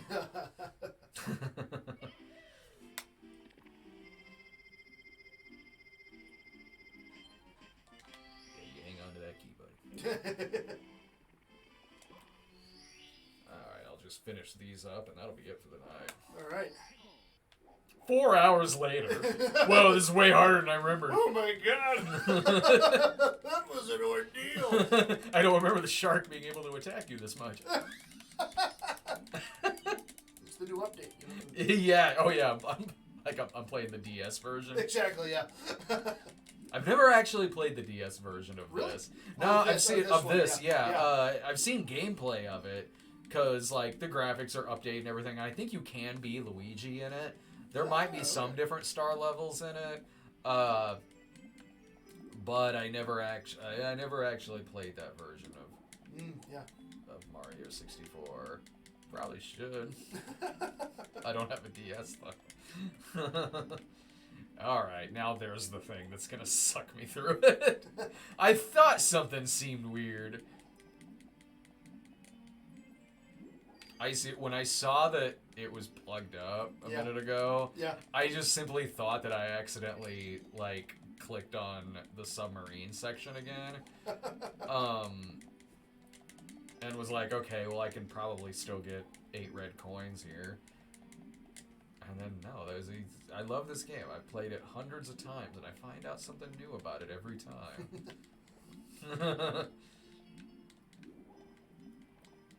You have to defeat Bowser for his submarine to go away.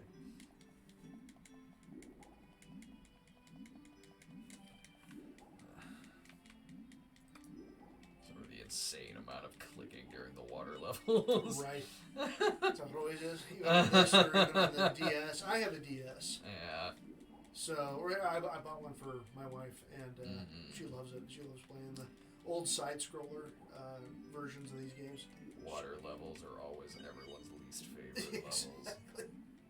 If it's Mario. If it's Sonic, water levels will be. See, the DS version, not of the 3D, but the side-scroller one. If you can't complete the mission so many times, it gives you a golden Mario version that he's invincible. Man, these kids today got it easy. Right? Yeah, right? I mean, yeah. Would you like to pass the level anyway? Fuck you! Pretty much, yeah. That's pretty much what it is. I think he can still fall off cliffs, but like, nothing can harm him, and he's just gonna walk through anything. Fuck that shit. No one gave me. As kids, no one made it easy for me when I was playing Bayou Billy.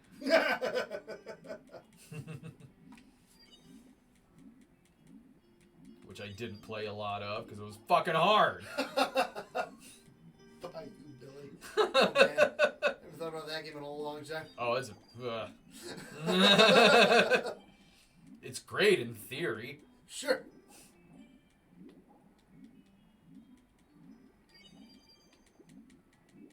If you want to play something like Bayou Billy, play Vice Project Doom for the NES, one of the most underrated NES games, where so the shark did get me this actually.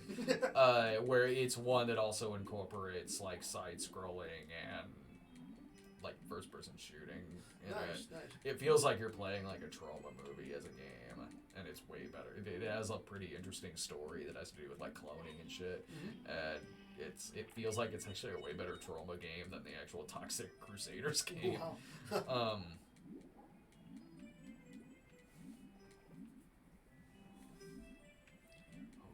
Don't get sucked in there. Don't get sucked in there.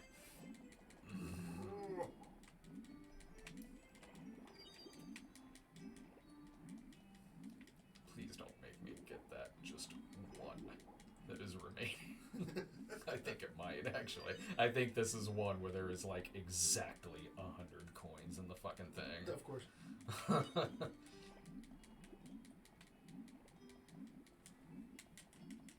Would have been great if we looked over and it said 0 people watching. See, you don't like this level either. Exactly. Yeah. Well, I think a lot of people we lost a few. I think people saw you beat Bowser and they're like, that's all I came to see. Well, yeah. They're not going to stick around for the post 70 stars. No, probably not. What do I need to see this shit for?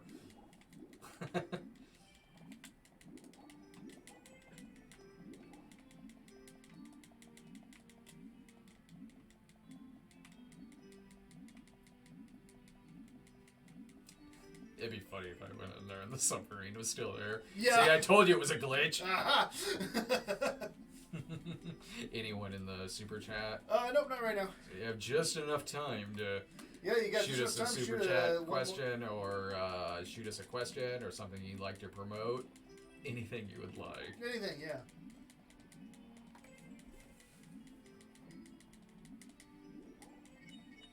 I wonder how long ago Laura gave up. Like, she showed up on the... Is she still in there? She was there for a little while, yeah. She left. She's like 20 minutes in. She's like, had enough of this. My husband's a loser. It's longer than my wife would have hung in there. Your wife not play a lot of these? No. Her household, she told me that they grew up and they had, like, for their very, very old PC, like 2 or 3 educational video games. And that was okay. That was it. No video games at that house. Mm-hmm. So she would have like Mario is missing. Right. Yeah, something like that. Educational Mario game. Right. The typing of the dead. I don't even know what would have been that. Mario teaches typing. Typing of the Dead is honestly really good. Have you seen this? No. It's House of the Dead, but you shoot. But it's a really fun way that teaches typing and to type quick. Even if you're already good at typing, it's still fun to play. Like, you fire by typing a word or sentence out that Really? It puts out for you. Yeah, it's really clever, honestly. Yeah. Like, I'm self-taught as far as, like, typing goes, so by the time that game came around, I was already pretty good, but I still had fun with it. I thought it was a lot of... a pretty cool game and, like, a really neat idea. Yeah, yeah. No, but that's what I was saying, like, the side-scroller Marios, like, for the DS. Once she started playing those, she loves them. Oh, yeah, so like New Mario Brothers. Yeah, those are really good. Yeah, so I got her a DS and then the 3DS, and she plays those. She had a heck of a time with those and loved them. Get her Mario 64 DS. I think I did get her that, actually. Oh, really? Yeah, yeah. I can't remember. I mean, she also does a lot of other stuff, too, like, Yeah. So she does more than we do. She does way more than we do. Yeah. So she's we had time to play this for 4 hours tonight. Sure. Damn right we do. So, yeah, she actually has like a life and actually it contributes positively to society. So for those reasons, she doesn't have the opposite of what we do. Exactly. Not yeah. What she sees in me, I'll never know. But say that every morning about Laura. Exactly. But my wife, Laura. Right? Yeah. Our wives. Both of our wives' names I've deliberately Laura. not said her name on this stream to not confuse everybody. But yeah. Yes, my wife is also named Laura. So,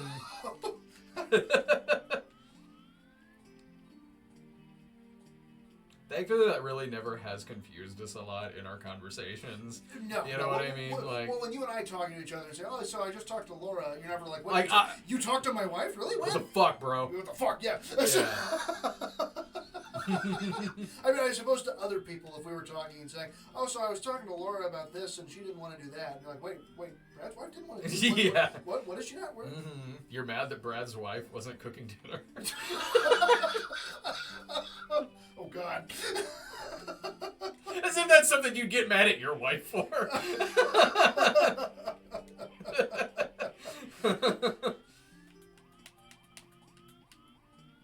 Oh, okay.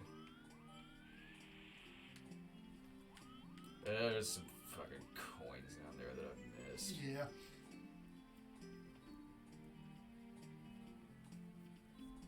At least I got all the blue ones. I am going to sleep soundly today. Luckily, I don't have to talk at all tomorrow. I just have to edit a snob episode.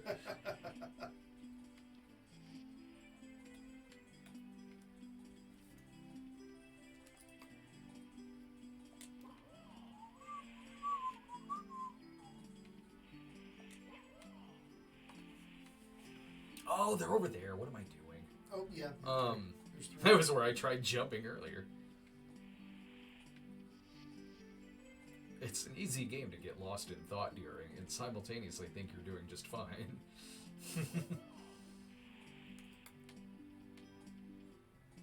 Alright, so here's a question. Will the violent violent shit? Yeah, quadrility remain buried? Those would be very hard to put on YouTube. Yeah. Because they're called violent shit, so like right away, that would not get passed through ad approval. Yeah. You'd have to do what he did, and like you do, the dollar sign. Well, yeah, even with that, it'd probably have to be one that I'd have to bundle all the episodes up together into one video, like I did with Silent Night, Deadly Night, and I forget what else. And the Cristiano Brothers movies where they're all edited together into one video, because those are pretty graphic movies. I mean, beyond the fact that they're called violent shit, which right away would make it very hard to put it on YouTube. Yeah. Beyond the fact that they're called that, given how bloody I seem to recall those episodes being, that might be a little hard to do on YouTube. I can try, but for the time being, they're pretty buried. I need to find just like another home to put those old episodes on. Like, I don't even care about, like, not getting monetization from them necessarily, just so that they're somewhere that they could be archived on the site. So the second half of that is the Endless Love remake on the to-do list? Probably not. No. Maybe. We'll see. That's a big maybe. Not this year. If I do it, it would be like maybe Valentine's Day next year. I'll have to look and see what company put it out, because I think the reason why I haven't done an episode on that yet has to do with maybe whatever company released it at one time or another was maybe a little harsh in terms of internet videos. I don't know if that's the case now, but because now we know of a lot of companies that will accept your second appeal. Some of them will automatically reject an appeal, but when you do a second appeal, we kind of know which companies now typically go for a second appeal when they manually look at it. I'll have to look at the case with that with Endless Love. Yeah, the Endless Love remake. Maybe I'll do that next year for Valentine's Day. Cool. Eric Banks had asked, how would you rank Tarantino's movies? My favorite one, the one that had the most influence on me, was definitely Pulp Fiction. Sure. Yeah. As a lot of people would probably say if they were of the right age at the right time.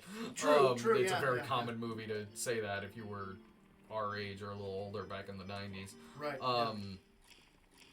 So Pulp Fiction was the one that certainly had the most influence on me as a writer and filmmaker as well. As an adult, my favorite one is Jackie Brown. Yeah, Jackie Brown. Yeah, that's good. That's the one. I still really like Reservoir Dogs. Yeah, same here. I mean, yeah, it's right. Yeah, ranking them, it's the question. My least favorite one is probably The Hateful Eight. So like Jackie Brown, Pulp Fiction, Reservoir Dogs, Kill Bill, then Inglourious Bastards, then maybe Django Unchained, then Kill Bill 2, then Death Proof. My least favorite's The Hateful Eight. I would put Four Rooms up there, like his segment in Four Rooms. That's really underrated. That movie's funny as hell. That's an underrated, quirky-ass 90s comedy. Dave and I saw that in the theater, and we were, I think, the only ones in Springfield who saw that in the theater. I love it. I love Four Rooms. If we're including things that he's also written, I love From Dusk Till Dawn. That I would put way up there. True Romance. I would put True Romance above Reservoir Dogs. And most of his others, too. I mean, I love Quentin Tarantino. I just had a lot of issues with The Hateful Eight. Sure. But, I mean, regardless of any issue I have story-wise with The Hateful Eight, like, goddamn, is it a gorgeous movie. Sure, right. So, let's see here. Next question we have is, let's see here. Almost Ideal, I think is that? Yeah, Almost Ideal. Thank you so much for the contribution. Big fan. Any producer/director you would like to do a special month on?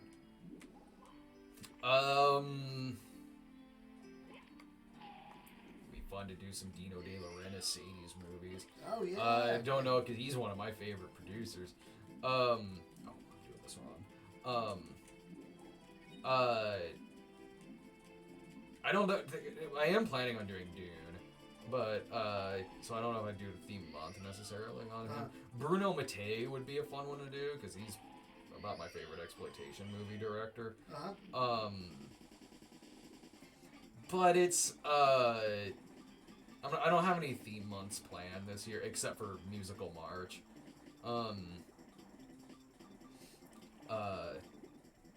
But yeah, if I had to pick, Bruno Mattei would be a director that I would do a theme month off of. You can do this, you bastard. Yes. Then, see Superman 64, rings can work in a Nintendo 64 game. My God, that game. You play that game? I totally played that game. So Dave and I played this game when it first came out. Yeah, me too. Jesus, trying to get the stupid police car with all the fucking rockets. Oh, see, you made it way farther than we did. Fuck. Why the hell would there be that many people with rocket launchers? Why didn't he just go higher? I mean, what?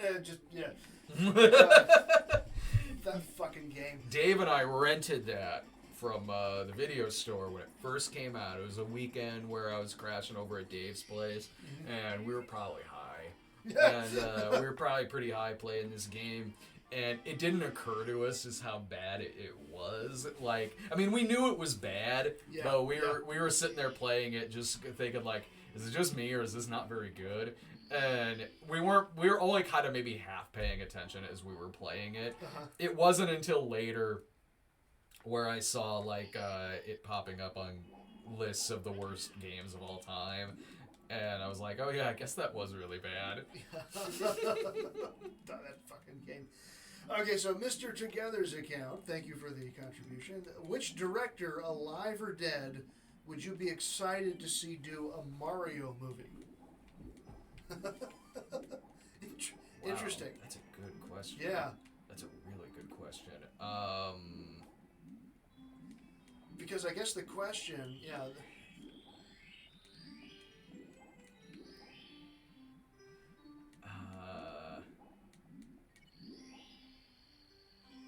who directed Flash Gordon?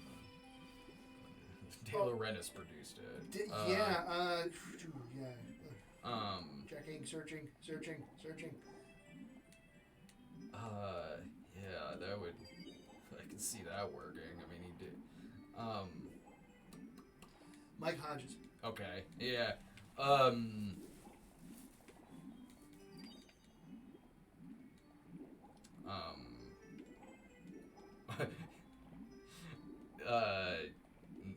Nick Winding Refn, that would be interesting.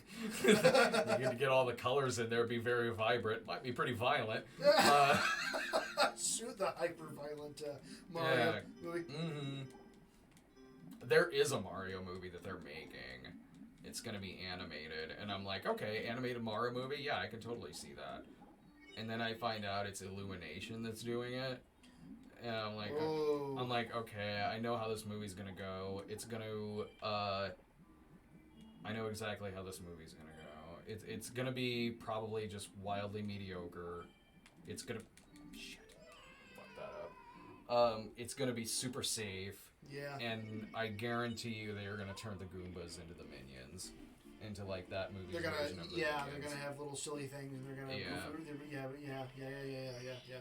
Which is, it's not like I can't see that train of thought into turning them into a character like that. It's not that I'm like, what? That's weird. Like it's not even that. It's just with Illumination doing it, I just feel like I know how it's gonna play out, and it's just gonna be really. It's just gonna be a really like movie by committee movie. Yeah. Movie by committee. That's a pretty good way to say it. Yeah. Yeah. But I mean, hey, you know, I hope for the best. I mean, yeah. I'm trying to think. What was the last Illuminate? Didn't they do a Despicable Me 3? They did the Grinch. Oh, I didn't see that Grinch. No, Yeah, I had no interest in seeing it. You didn't miss anything. I didn't know. You missed a very, very safe Grinch movie, which the world doesn't need. Right. That's why I like my Grinch. Safe and cuddly. So you're a sort of mean one, Mr. Grinch, sometimes, depending on the day. All right, so Multi Sabata, thank you for the contribution. But unfortunately, and we'll go ahead and we'll say it again. Even though we already had this question earlier, it's top 5 James Bond films. Oh, so okay. We already kind of answered this, but we'll answer it for you again since you're watching right now. Yeah, we answered this earlier, and I said like Her Majesty's Secret Service, Goldfinger, Living Daylights, Man with a Golden Gun, License to Kill. Yeah. Yeah, that would probably be my top 5. Yeah. Get it. Oh! Get it, please, for the love of God. Now you can go through the jet stream.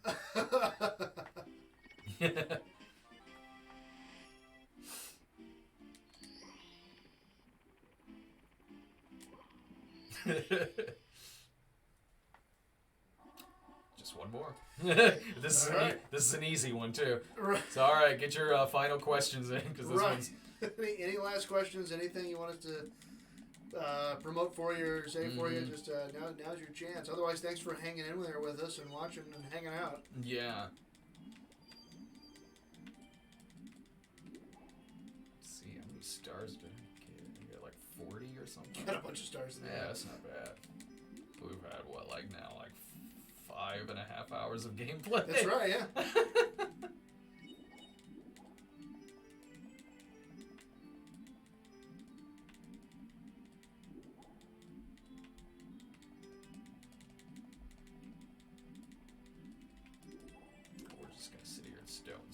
Wouldn't that be great? Right. If the next one is just we're not saying anything. Right, no comments, just straight up.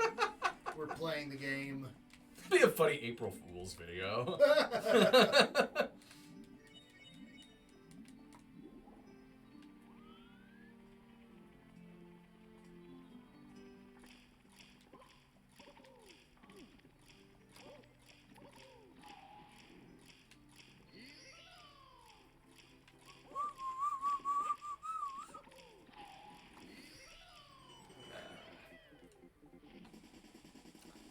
Okay, here we go.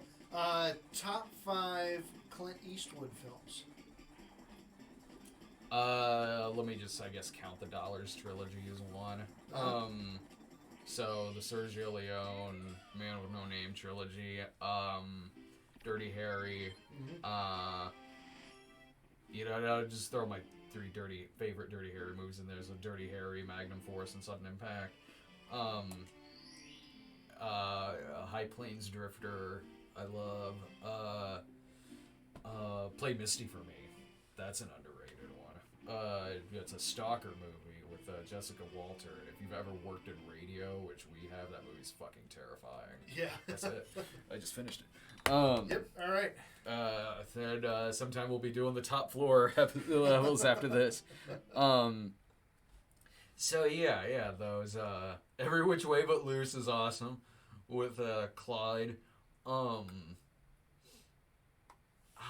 Unforgiven, totally. Unforgiven. There's plenty of great ones. Tightrope's an underrated one. Any of those. You'll win with any of those. Exactly, yeah. So I think one last one, maybe this will be our last question. Drew Pittman, thank you for the contribution. And any thoughts on doing an April Fool's Day as a snob video? Oh! Yeah, I should do that actually. Maybe I'll do it this April Fool's Day. I like that movie. Yeah, it's an 80s slasher movie. Yeah, that's a fun one. I could totally do that. I've been wanting to do that one for quite a while, but just escapes my mind, or maybe some major movie came out around April Fool's Day that I'd have to do an episode on. Yeah, I think like last year, maybe the year before, around that same time I had to do like a God's Not Dead episode. Gotcha. Maybe something else beforehand. But this April Fool's Day, maybe I will. Maybe I certainly will. I'll keep that in mind totally. But all right, everyone. Thanks. Thanks a bunch for watching all of that. We did it. Yes. Yeah. It'll probably take longer in the next one. Maybe, I don't know. But we'll do. There'll be 2 more of these that we do. One will be the second floor set of levels, and then the attic top floor with the clock and the rainbow carpet and all that shit. Nice.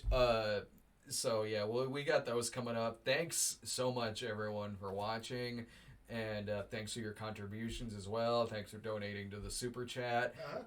We hope you enjoyed this. We certainly want to continue doing more of this because it's really cool. It's really cool, just hanging out with people, talking, shooting the shit, talking about top 5 things, and playing Mario 64. Hell yes. So okay, subscribe to us on our channel at youtube.com/StoneGremlinProductions. Follow us on Twitter as well at the Cinema Snob, and we'll see you next time. Thanks for watching. Bye.